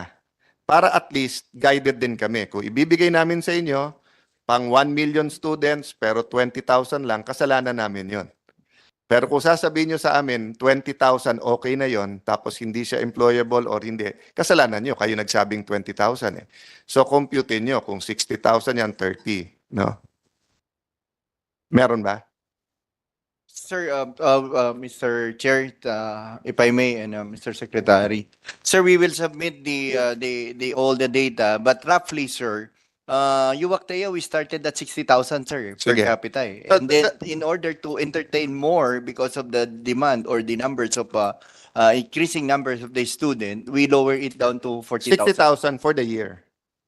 per sem, sir. Per sem. Okay. Kasi I-reduce natin what yun, we'll do with the permission of Senator Win and Senator Joel, tatanungin din natin sa CHED, di ba? Magkano na sa college, i-compare natin para we can Yes, we sir. can take a more holistic view. Although ginagawa na ni Senator Win yun sa EDCOM, but I'm just talking about next year's budget. Opo. He's talking about the next generation, no? Sir, the advantage of the our diploma program, in that 60,000, sir, minimum of 12 national certifications. I don't doubt na maganda program nyo at magkakatrabaho. Yes, sir. Tinatry ko lang sundan kung magulang ka na mahirap, anong gagawin mo? Opo. Ipapagpatuloy mo ba yung anak mo sa DepEd? Isasabay mo ba? Ililipat mo sa CHED? So the next question I have is, do you take tabs on DepEd schools sa tracks nila? If they choose the technical school, meron bang coordination with DepEd dyan? I mean, of course, may minimum, but is it malalim na coordination o hindi pa? Again, not blaming anyone. Let's just find out kung may problema o wala. Sir, just, of course, that will be, I will give the wisdom to, I mean, the honor to the policy and planning. But, No, yeah, sige. Pero I'm not only talking about this year, last year, but Yes, sir. let's say, ma'am, kayo familiar kayo the last 5, the last 8, the last 10 years. So for example, ma'am, nagpapa-accredit ba yung DepEd school sa inyo? Hindi. Dun sa track nila ng technical. So hindi sila pwede magsabi pagka-graduate, MC2 na sila. No, it's not mandatory to the graduates of TVL track to undergo assessment. And that may be, this me speaking, not you, and that may be the reason why pagka-graduate nila, lilipat pa ulit ng TESDA, di ba? So the other question is, but are you capable? So if DepEd says, out of our 5,000 schools, 500 schools want to take a technical education track, it falls under 50 of your 500, can you assess and come in and tell us whether it will be a TESDA accredited or hindi? Pwede yun o hindi? Sir, we are capable, but we are not capacitated because Okay. there's a challenge in terms of Especially infrastructure. kung marami. May I- Pero kung may I- pilot, pwede. Yes, sir. Yes, Yes, sir. May I interject, Your Honor, dear colleague, Senator Alan Cayetano? You know, since our topic is on assessment, I have been pushing for more budget and focusing on the assessment program of TESDA because assessment is definitely the bread and butter of the agency. You don't get assessed, you don't get certified. That's the main reason why there is TESDA, so that all the work, all the graduates, all the learners would undergo assessment, that they have the right attitude, that they have the right competency, that they have the right mindset of being a world-class worker. But Mr. President, Mr. Chair, Madam Chair, I was looking at and as the DG Urdaneta made mention a while ago, yung capacity. And I've been asking these questions for quite a long time. How many assessors do we have? How many assessors are we targeting to produce every single year? And this has been my question for the past 7, 8 years. And God knows, the records can bail me out. But if you look at the targets, even the targets right now, percentage of the vet graduates that undergo assessment for certification, ang baseline 80%. Ang target nung 2023, 70%. Ngayon 2024, ang target 62%, 60% na lang. So it saddens me that this is the bread and butter of TESDA. Eh. So I wanted to find out why and what can we do about it, because you're right, Your Honor, no? At the end of the day, ang gusto ng tao may ma-assess, ma-certify, kasi that's a sense of pride when you have NC1, NC2, NC3. That's your diploma eh. Yun yung dinidisplay mo sa bahay na sinasabi natin na we go away with the penchant for college diploma, but if you have a TESDA certification, iba ho yun eh. So that's a very good point that you raise, Your Honor. Thank you. Just like Senator Bato kasi was pushing for ROTC, ako naman against ako doon, no? So, but ang point ko, parati mong titignan yung feasibility. So, ayoko naman i-propose sa DepEd, yung LGUs na gusto, yung school boards na gusto, magpa-assess kayo. But ma'am, sir, if we put in a budget for 2024, let's say, no, voluntarily, if Taguig says, gusto namin magpa-assess, sabihin ng Valenzuela, gusto namin magpa-assess, sabihin ni ilan cities sa Bulacan kay Senate Majority Leader Joel, gusto magpa-assess, we can come out with an amount and look at that, di ba? Kasi nga, for example, sa amin, di ba, buildings, yung ibang buildings, hindi naman required magpa-ISO eh. Pero when ISO became a gold standard, yung pati hindi kailangan, nagpa-assess na rin, di ba? Kasi hindi lang siya bragging rights, it's a guarantee dun sa maglilist sa'yo, dun sa sa gagamit ng building mo, kung ibebenta mo yung building mo, 'di ba? Or ano ba yung sa pagiging green, is it LEED, 'di ba? Yung kung gusto mong pakita na green yung building mo, may certification, 'di ba? So like for us, if we spend billions on technical education in our high school, pero pag graduate naman, tatanungin naman ng mga kumpanya, qualified ka ba? 'Di ba? Wala, 'di ba? Pero kung sila ay graduate, then they will say, "Sir, our high school is actually a TESDA certified school. Our course is certified and I have my own certification." Para ka may passport na, no? Yung passport lang titignan mo, tutuloy ka na doon. Kasi nga, when we compared the Philippine Science High School and the K to 12 program, at this was the first year, ang kaibahan lang free time eh. Ibig sabihin okay na yung yung sa Philippine Science High School. Ang difference lang, they were getting so much more per capita. That's why tinanong ko kay DDG Bertis kung magkano kailangan mo, kasi baka naman hindi yung programa ang problema, yung pera, yung resources. But having said that, ididikit ko nga sa TESDA kasi nga kung every year sa DepEd, kung every year dumadagdag kayo, that's like saying every year may magda-drop out from, di ba dapat yan may cut-off eh. So kung sasabihin natin by 2025, almost zero na yung dropout sa DepEd. So ang aasikasuhin lang ng TESDA from 2026 to 2030 are yung nag-drop out before that and yung sinasabi niyong retooling. Di ba? Pero hopefully, 95% of those who went to grade 1 will graduate senior high school and certified. Of course, iba-ibang course yun. Diba? So, hindi naman kayo magsa-certify lahat. If you take, let's say, yung sports coaching na track, if you take arts and culture na track, may ibang magsa-certify nun. Pero, duda ko, maraming gusto yung track, technical education. Diba? So, anyway, I'll let you digest that. But, baka you can, I can actually send you, Sec, some data, for example, a city the size of Taguig, kung ilan ang high school at ilan ang may gusto ng ganitong track, baka we can make a sample, 'di ba? And that might even be a source of more funds sa Congress. Kasi if you can offer to the members of Congress na ang districts nyo na gustong pa-certify sa DepEd ganito yung magiging Kasi ang idadagdag ko doon, 'di ba kasama naman sa certification, halimbawa pag tinignan nyo, yung facilities at yung equipment. Tama po ba? Di ba? Kasi what we don't want to do is the school says, "Oh, we're the best automotive." And then pag tinignan mo, walang garahe, walang makina, it's all videos, di ba? Mapapaya ka once na. So halimbawa, whether Toyota yan, Mitsubishi, Ferrari, kinuha ka. Suddenly, wala kang alam sa automotive, di ba? Mapapaya. Pero kung certified ka, more or less, di ba? Yung pinaka-basic, alam nung kumpanya na nasa sa iyon. Okay. The other question I have is more of a policy question. What is the role of the board in making decisions sa TESDA?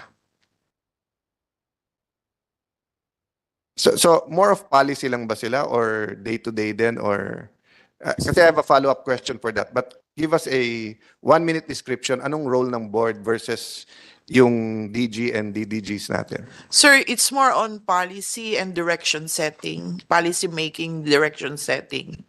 And they also ensure on standards development that they provide quality assurance also in terms of promulgation of training Huwag regulations. sana magalit sa akin yung board nyo. Pero hindi ko kasi alam kung you're going for the world record na pinakamalaking board. Kasi nakailan bisita ako sa inyo, iba-ibang DG. Kagabi, inimbita na ako ni DG, ni Secretary, so baka makadalaw na rin ulit ako.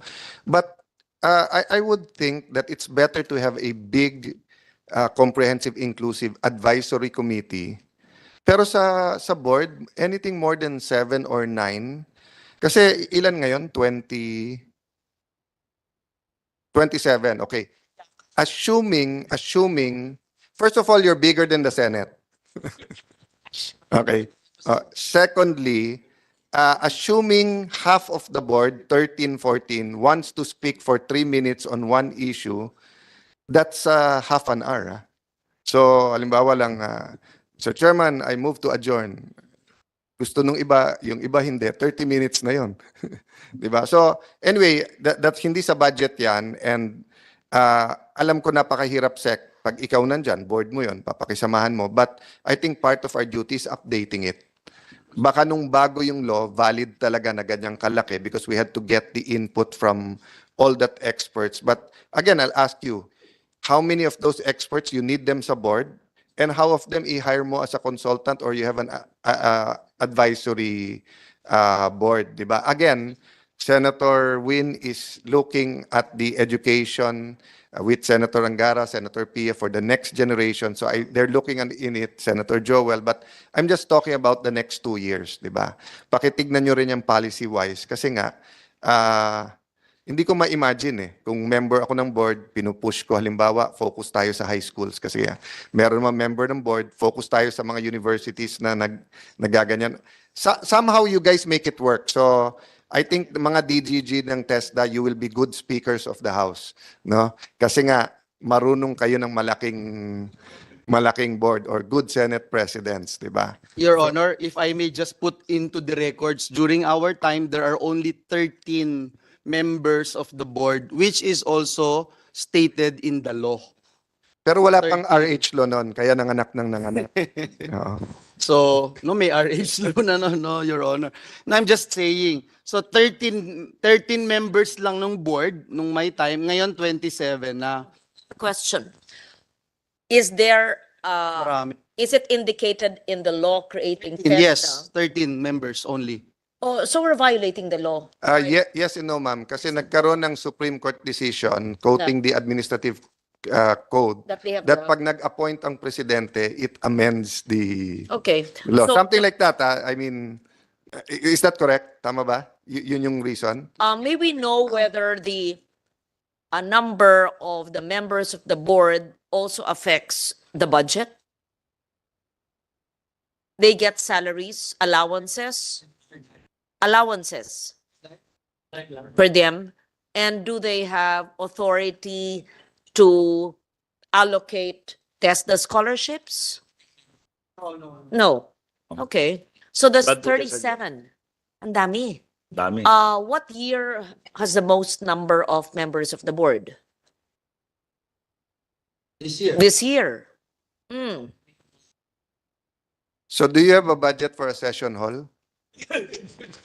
Yeah. I didn't realize it's too much. What was And the thing is, Madam, this is during another, your time? How I many know, members? only 13. You complied. We have to comply with the Yes. So, So And, it's Madam- always been 13. I'm sorry. Yeah. But Duterte administration always 13, then now lang 37? I don't know during the Huh? last administration. Dami. I Times have no three. idea Times about three. the Okay, last. uh, But ma'am, I don't want to forget about this particular issue of not just because there are 27 members, etc. I think it's also important to note that the board is actually, as mentioned by DDG Rose, yung setting the policies, no? Yung looking into developing standards, training regulations, etc. If you ask how many training regulations we have right now in TESDA, about ilang thousands yan? Rose, ilang thousands of TRs we have in TESDA right now? Programs pala. 16,000 plus programs. And how many training regulations? 351 training regulations. Kami ho ni Senator Win kanina, we were discussing, of the 16,000 programs, na review ba natin ito? Which ones are relevant? Which ones are, hindi na to. Baka mamaya may typing pa ulit dyan. So, wala nang typewriter.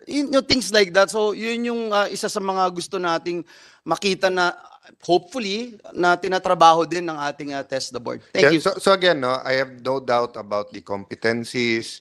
Hindi ko man niya maliit yung expertise. But look at the private sector, di ba? If TESDA was a private corporation, you'd have anywhere between 7 to maybe 11, pinakamalaki, 13 na board. But you will also use all of those expertise, whether you hire nyo as a consultant, volunteer, advisory board, whether committees. In fact, many of our corporations, may executive committee pa. And usually, yung executive committee, Tatlo lang sila, no? So anyway, Madam Chair, I won't belabor that point. Again, I value the TESDA board. I'm just saying, baka lean and mean ang mas uso ngayon para faster decisions, and then mas may expertise talaga. Kasi 5 people na inassignan mo ng 5 tasks each, seryosong-seryoso yan sa 25 eh. Pero yung 27 people na inassign mo ng isang task, mag-report lang bawat isa ng 1 hour, kulang ang isang araw mo. 27 hours yun, di ba? So medyo, for me lang, no? It's an additional, and of course, as the CEO, if I can call you that, of TESDA, simply parliamentary procedure and human courtesy, you'll be kind to all of them. But maubos pa rin oras mo in being kind. Kami, we're kind to each other. 24 lang kami. But we also sometimes have to busina or not, wag bumusina to get things done, di ba? So, okay. So, the last point I wanted to make, no, ididikit ko pa rin ulit dun sa TESDA and everything, no, is for me, belief system or mentality.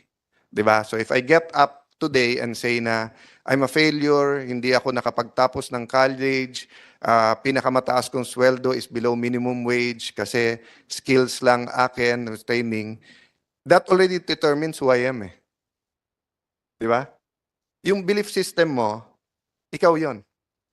So if I believe that I can speak before the TESDA body, kahit hindi ko expertise yung TESDA, then I will try.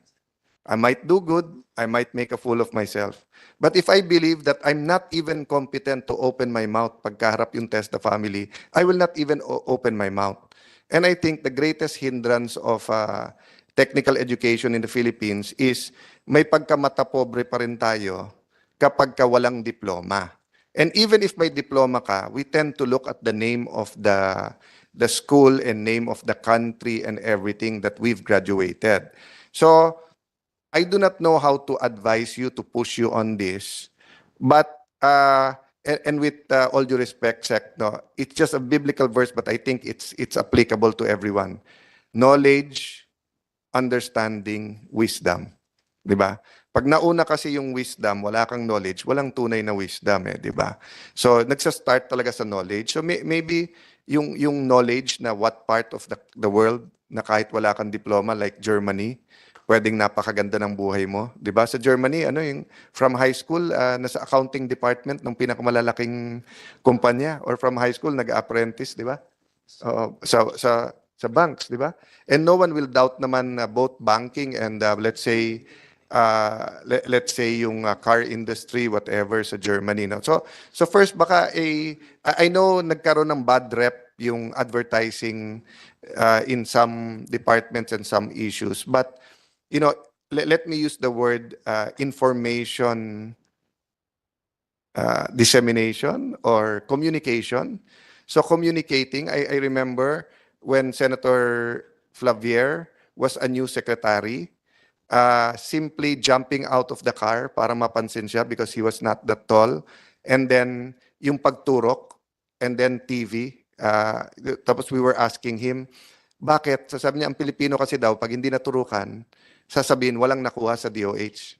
Diba? And then afterwards, yun nga, lumabas na yung lahat-lahat na whatever, na kagandahan nung, I'll finish this kay Flavier. So, ang point ko lang po, baka your job is not only educating those who want to have skills, but educating all Filipinos that we are human beings and the diplomas are just certification of what we can do.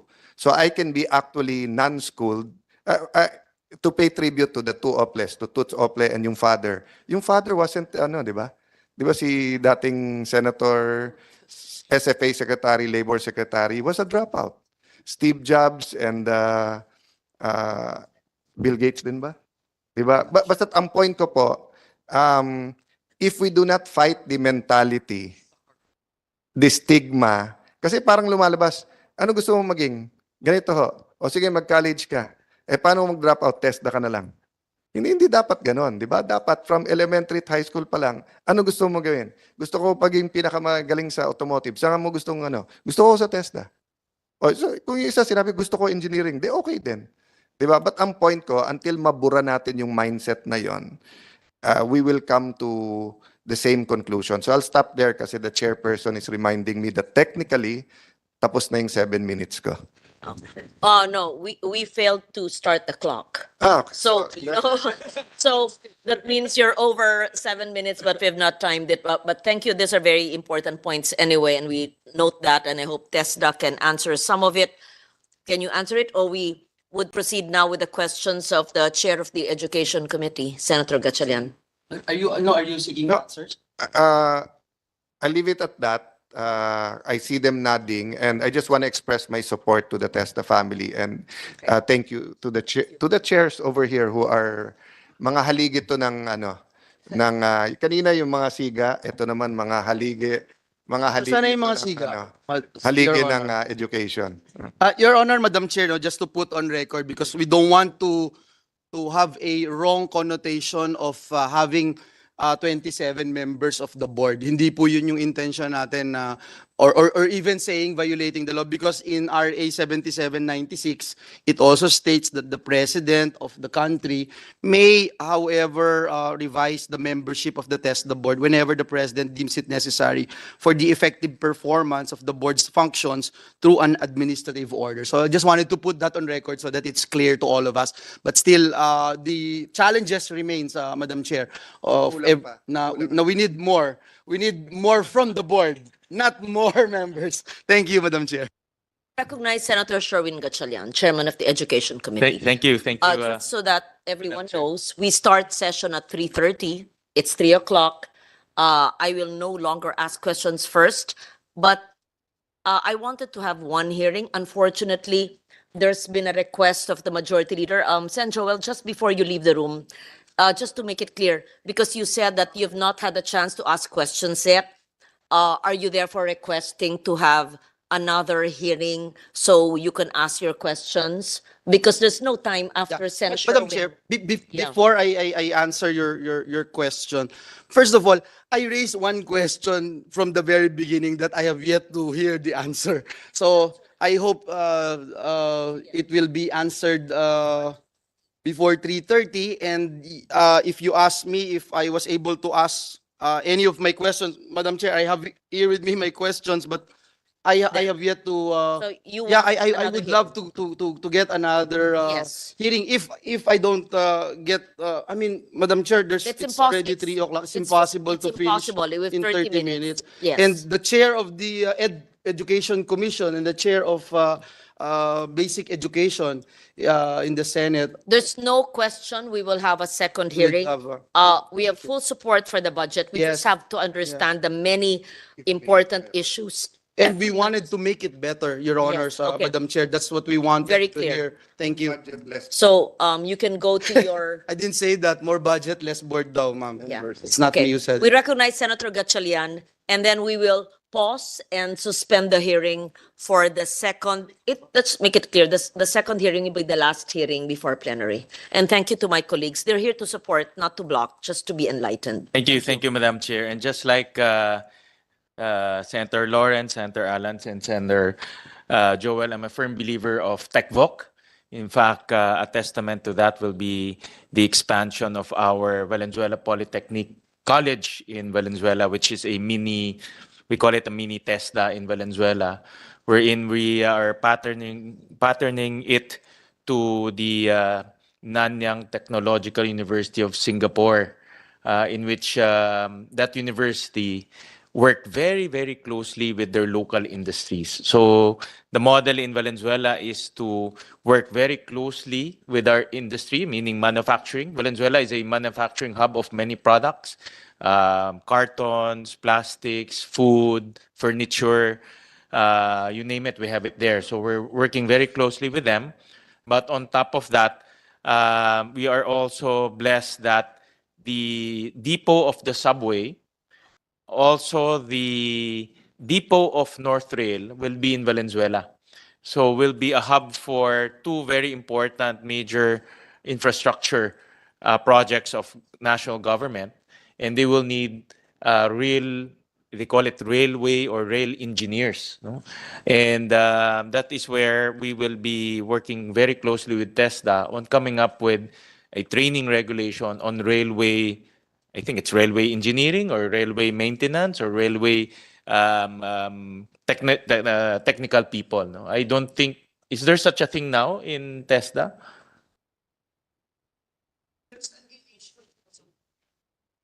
Mr. Chair, with the permission of the Secretary, there's already an initial meeting and consultation with some members of the Philippine Railway. Yep. Because definitely what we are looking at is, since Valenzuela will be the depot of two important railway projects, Valenzuela is looking to supply manpower, technical manpower to these two projects. And definitely we will need a lot of training regulations, training programs, short term for that matter, because these are very basic, I would assume these are very basic railway maintenance people, no? People who will maintain the actual physical railway, not really operating the trains or the subway. No? Those are high-level skills, but these are just maintaining, let's say, the rail or maintaining the hydraulic system of the subway or things like this. No? So my point there is we are a firm believer. That's why, just like what the good chairperson mentioned, that we support TESDA. However, I have a few questions, no, and I just want to continue where Senator Alan and Senator Joel left off. And this is a question. This is on the topic of the number of assessments that the number of graduates that took the assessments. In 2022, there were only 64% who took the assessments. No, a big chunk, almost 40%, did not take the assessments, and obviously those who went through our TESDA program are considered scholars as well. No, because we pay for their fees and their tuition fees. However, only 64% took the assessment. How come it's very low? What is the reason why in 2022 it's only 64%? And another question is, I saw in your KPIs that over the years, for example, the KPI for percentage of TVET graduates that undergo assessment, the baseline is 80%, but in 2023 it's 70%, but in 2024 is 60%. So it's going down. No? In a perfect world, we want 100% assessment. Everyone who took the TESDA courses will go for assessment. And in a perfect world, we want them to pass the certification. So how come in 2022 it's only 64%? And how come the targets are going lower? So those are my two initial questions, Madam Chair. Go ahead. Madam Chair, if I may, and with the permission of the Secretary. Sir, in regards to the number of assessment, because we have some courses that has no training regulations. That's under non-training regulations, so it doesn't need an assessment and certification, Your Honor. So that's the part of the disparity of the numbers, sir. Some courses which do not need assessment. Sir, How come they are being counted? And what are those courses? Give us an example. One example, sir, maybe is creative web development. That's NTR and some ICT courses, language training also, sir. Don't you need assessments for those? Those are technical courses, and I think employers will value the certification of those technical courses. Those are wonderful courses, IT courses, but in order to get employed, you need certification. Yes, yes, Your Honor, Madam Chair. They are actually getting certifications from us. For example, the contact center training program for those who are taking courses for the ITBPOs or call centers. That's part of the or one of the non-training regulations. They get certification from us, Your Honor, but it doesn't require no assessment required, sir. There are two issues here. There's no training regulation, And also, it doesn't need assessment. Yes, Your Honor. Yeah. So, diba, before you can train, you need training regulations. And then and the training regulations are also required in order to be assessed. And then number three, those are technical courses. I would assume the value of those courses are in the certification, right? After taking, let's say, you said earlier, web design, no? Creative web design, sir. Not the Creative web creative design. web development. That's two different. But the creative web design, I don't know the actual course, but it sounds like a technical course. Definitely, Your Honor. Yeah. And a proof a person underwent that course is a certification. Yes, Your Honor. How come we're not requiring any certification? No assessment, Your Assessment. Yes. But without assessment, you have no certification? Yes, Your Honor. Yeah. So And how- to further explain, if I may, Madam Chair and Mr. Secretary, with your permissions, we will have the head of the certification officer. Go ahead, ma'am. Good afternoon, honorable senators. I'm Patty De La Rama from the Certification Office. In our system, sir, we register programs both with training regulations and no training regulations. So those with training regulations, they are the only programs that have corresponding assessment and certification. So assessment tools that will be used for them to be assessed and be certified. So there are a number of programs that we also allow, especially those who are enterprise-based programs, community-based programs, where they are not, there are no training regulations yet developed. Kaya wala din pong CATs, that's the competency assessment tools. Therefore, we cannot assess and we cannot certify them.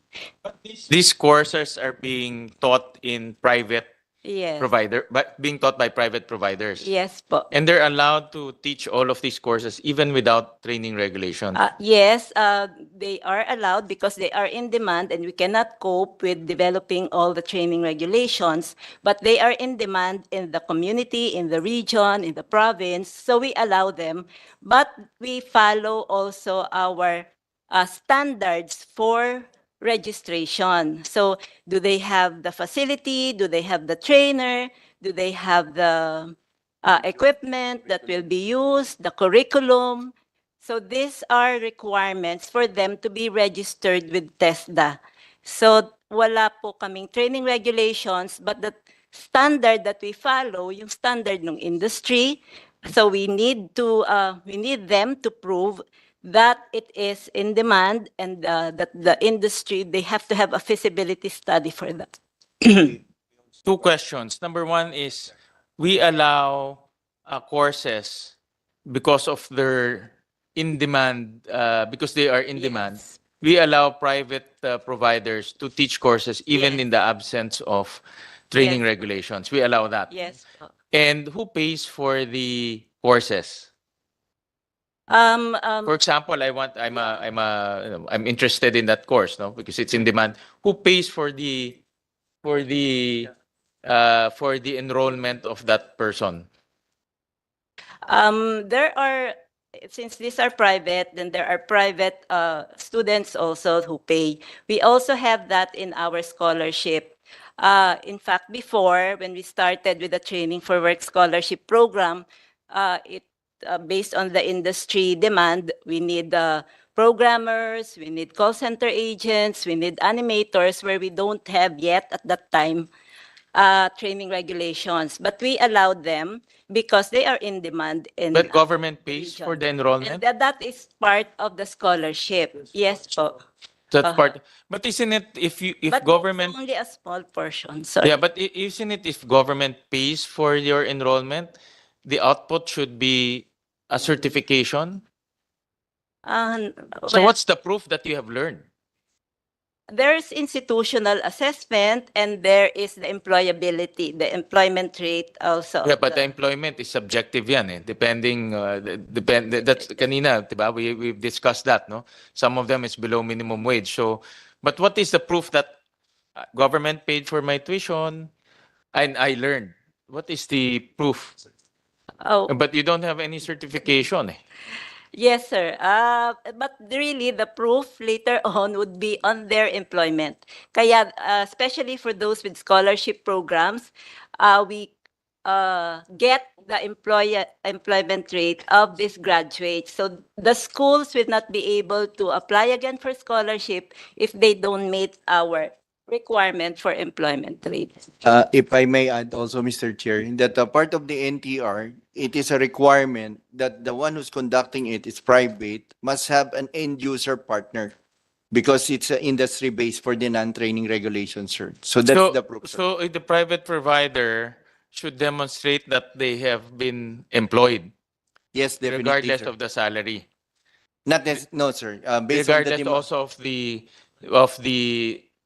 let's say the status, secure tenure. They can be employed 1 month, they can be employed 6 months, they can be contractual employees. Higher course. Diba? They can be, diba, uso ng endo sa atin eh. No? So the only gauge is you will be employed. And I also, yeah, go ahead. Pwedeng balikan yun na Senwin. I suppose the scholarship program is being implemented in that particular trade discipline despite there's no training regulation is because it is in demand. It's part of the perhaps key employment generation sectors. And I think si Senator Win is interested that when they actually land jobs, they are definitely getting the minimum wage, which I think the answer would be yes, right? But the next question is that they are employed with security of tenure, not just casual or yun nga part lang ng biktima rin sila ng endo. Is that correct? Yes, Your Honor, Mr. Secretary. Yes, Mr. Chairman. So quality jobs din, Yeah. ibig sabihin. That's Yes, the main reason why the government is spending scholarship program in that particular trade discipline. And another thing is that if it is a emerging industry, TESDA is actually supposed to follow through it and come up with a training regulation eventually. Yes, sir. That's that's the process, sir. And how long does it take? How long does it take for you to follow it up and say, oh, this is an emerging industry? Because I remember yung connected women. That's a very good example, perhaps. We have been pushing for it and it became part of the non-training regulation of TESDA. And then we saw its success na, oy, na-employ sila, etc. And all of a sudden, I don't know the time span, we were able to develop a training regulation. So perhaps yun yung magandang question. How long will it take to come up with the trainer? I know it's a long process and na-miss ko bigla si Aimee. Yeah. Yes, Your Honor, Mr. Secretary, if I may. That is the purpose of that from NTR, and if we found out in the market that's really a demand on that under the QSO, the qualification and standard officer, they will start developing it into a full TR, Your Honor.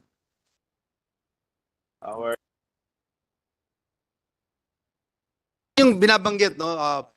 So, yun yung gustong tahakin ni Senator Win. Kasi gusto natin magkaroon din ng certification. In order for us to have that certification, kailangang makagawa ng assessment tool. And para makagawa ng assessment tool, yung standards, maayos, etc. Ang tanong is, how long does it take on a regular or average time para makabuo ng isang training regulation para nang sa ganon, yung graduate ay ma-assess at ma-certify?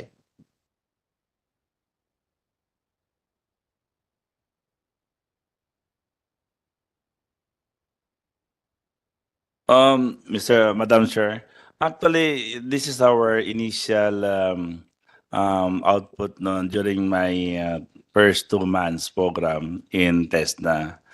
I identified some of the issues, concerns, same issues concerned with Senator Cayetano earlier. That's why that is included on my second agenda to review the TESDA training regulations. If you look, it's almost since the creation, hindi po na bago. Supposed to be every 3 years ay meron pong upgrading. But unfortunately, it was not happen That's why during my time, I am now pushing it at nagawa na rin po namin iba. And we initially approved last TESDA board meeting. It was presided by Dole Secretary. More than 40 TRs for the upgrading. And likewise, for coming up with the NC3, another qualifications or TR for intended for that. And we're aiming that the end of this year, at least a total of 100 to be upgraded. Kasi madami na pong luma ng mga requirements po doon na Honorable Senator, Madam Chair. So, kaya pinupus po namin yung review kasi sayang po yung panahon natin. So, yung tanong din ni Senator Cayetano is related din po kanina. Kaya inaayos po namin.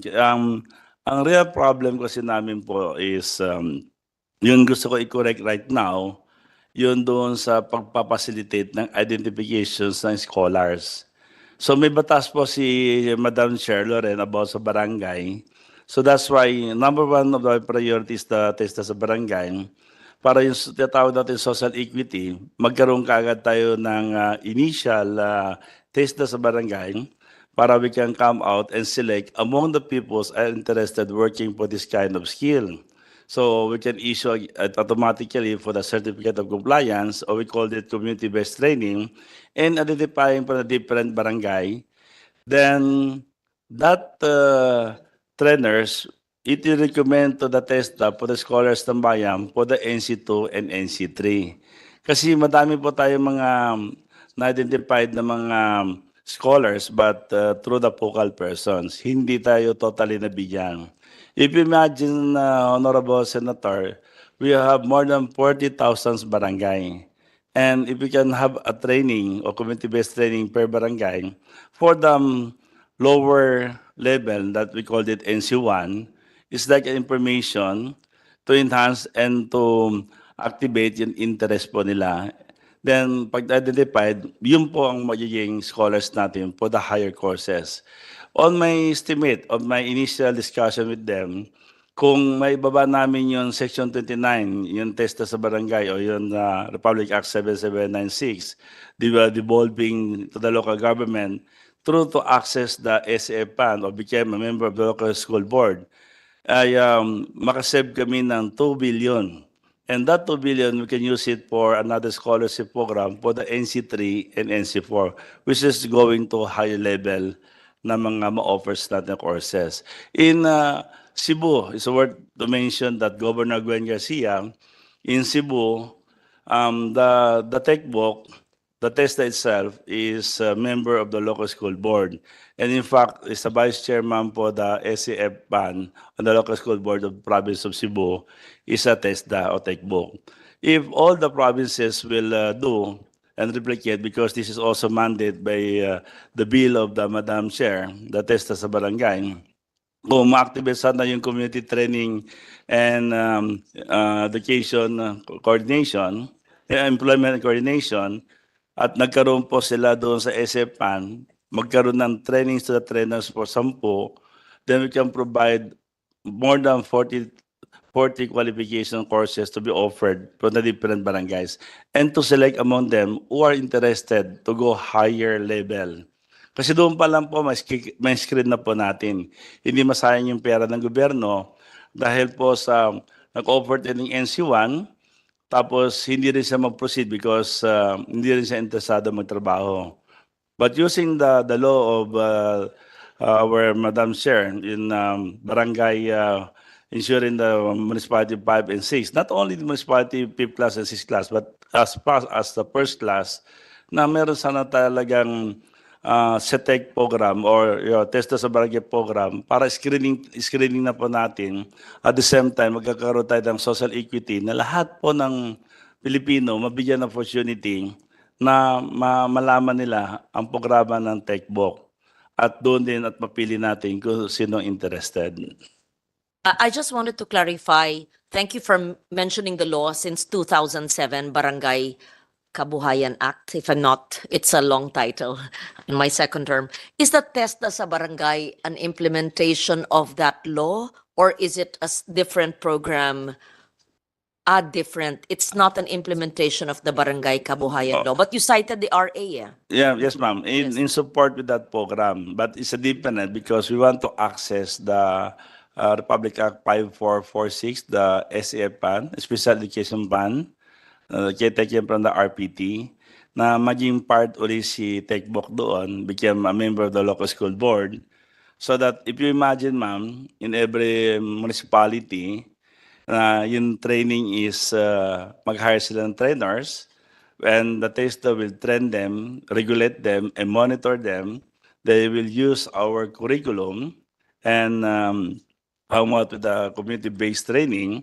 So, ma-address na natin in support doon sa programa po ninyo. At the same time, doon sa gusto natin mangyari na lahat ng barangay mabigyan ng opportunity na malaman nila ang Techbook program at makikilala natin yung interesadong mag-proceed po the higher job. For example, ma'am, yung mahilig umakyat ng mga coconut, matataas, hindi takot sa pier height. So, kung maturuan natin siya na magiging janitor at doon po sa bayan nila, like instance dito sa atin, let's say Metro Manila, maturuan natin yung mga magaling umakyat, walang pier height, magiging janitor po sila sa mga high-rise building po natin. But yun, fearless, ibig sabihin, hindi siya takot sa mataas. That's why, papasok si TESDA para turuan sila sa skill nila doon to enhance. Kaya nga ang sabi ko, if you compare the Singapore and the Philippines are different. Singapore is only one island. Philippines is more than thousands of islands, so different culture, different attitude, and different status. Katulad na mention nyo earlier ng kasama natin senator. So dapat yung approach po namin is a teller speed. It depends on the provinces. Ano bang meron doon? Ano bang opportunity na enterprises on industrial na meron doon? At yun ang dapat priority natin. Sa highly urbanized, we focus on the semiconductors, microchips, yung mga other higher courses po natin. Yun po ang pinapapagawa ko right now because I want to present it to you, to all the senators and congressmen by December. Ano status ng school? Ano bang dapat courses sa Valenzuela? Ano ba dapat offer natin? And even the subway. We are now preparing the term of reference for the subway. And another for the aviation, because we already signed with San Miguel in the person of Ramon Ang for the Bulacan Airport. So we are now preparing also for some term of reference for the aviation purposes. Kasi we're expecting that by next year, baka mag-umpisa na yung Bulacan. So kailangan namin sa area ng Bulacan, iti-train namin yung mga tao doon, doon sa needed ng logistic and aviation po ng program na sigurado natin meron tayong marketing doon na may mapupuntahan yung tao. Kaya yun ang ipipresent ko by December. With picture presentation, anong status doon, at ano ang dapat courses i-offer natin. And likewise, I was also to go with the congressman kung ano doon sa district nila na dapat i-offer para hindi masayang yung mga scholarship program na binibigay po natin. So yun po ang directive ko. That's why this coming October, after this budget hearing, magkakandak na kami na workshop planning po for 2 months by the province and by the region, so that we can identify what is needed of that community. To help the DG and TESDA, the information of knowing the needs per province, per region, per municipality, per city is readily available. You search whether it's in the SUCs, in CHED, in DTI, in DOLE, in every agency of government. We already have loads of information. It may not just be shared. So this workshop for research, for capacity building, for knowing, just get all the information. Alam na po natin yan. In fact, yung pagpasa, let's say, nung OTOP, one town, one product, that's one municipality, one LGU, and one product. That's a very old 20-year-old program. And if we talk about OTOP, nandyan yung competence how to do that OTOP, the skills how to do that certain OTOP. So between the agencies or departments of DOLE and DTI, nandyan na po yung impormasyon na yan. Hindi na kayo kailangan lumingon na mas malayo. Just get the information from them. Thank Right? you, Madam Chair. I think my colleagues would agree with me. We don't have to start from zero by doing this workshop and research. Nako, 1998 pa po, nakaupo na ako dito. Alam ko po na sigurado ako. Kasi ang nangyayari, minsan sa atin, sa inyo, sa gobyerno, maraming impormasyon, kanya-kanyang silos, kanya-kanyang department, hindi sinishare. I will request the TESDA leadership ask DOLE, which is your mother agency, and the DTI for the information you need to be able to implement that program. Okay, Senator Ma'am, Gatchalian. DOLE conducts a localized employment demand, skills demand analysis. No, DOLE and the peso. What did they call it? Labor market information system. Yes, they have that. So it's from the peso and then DOLE, so they have that local protection. But in your honor, just I cannot sleep at night looking at the same key employment generation sectors. I remember when I was in TESDA, it's a long time ago, 7 years ago, and I look at the key employment generation sectors, it's the same, your honors.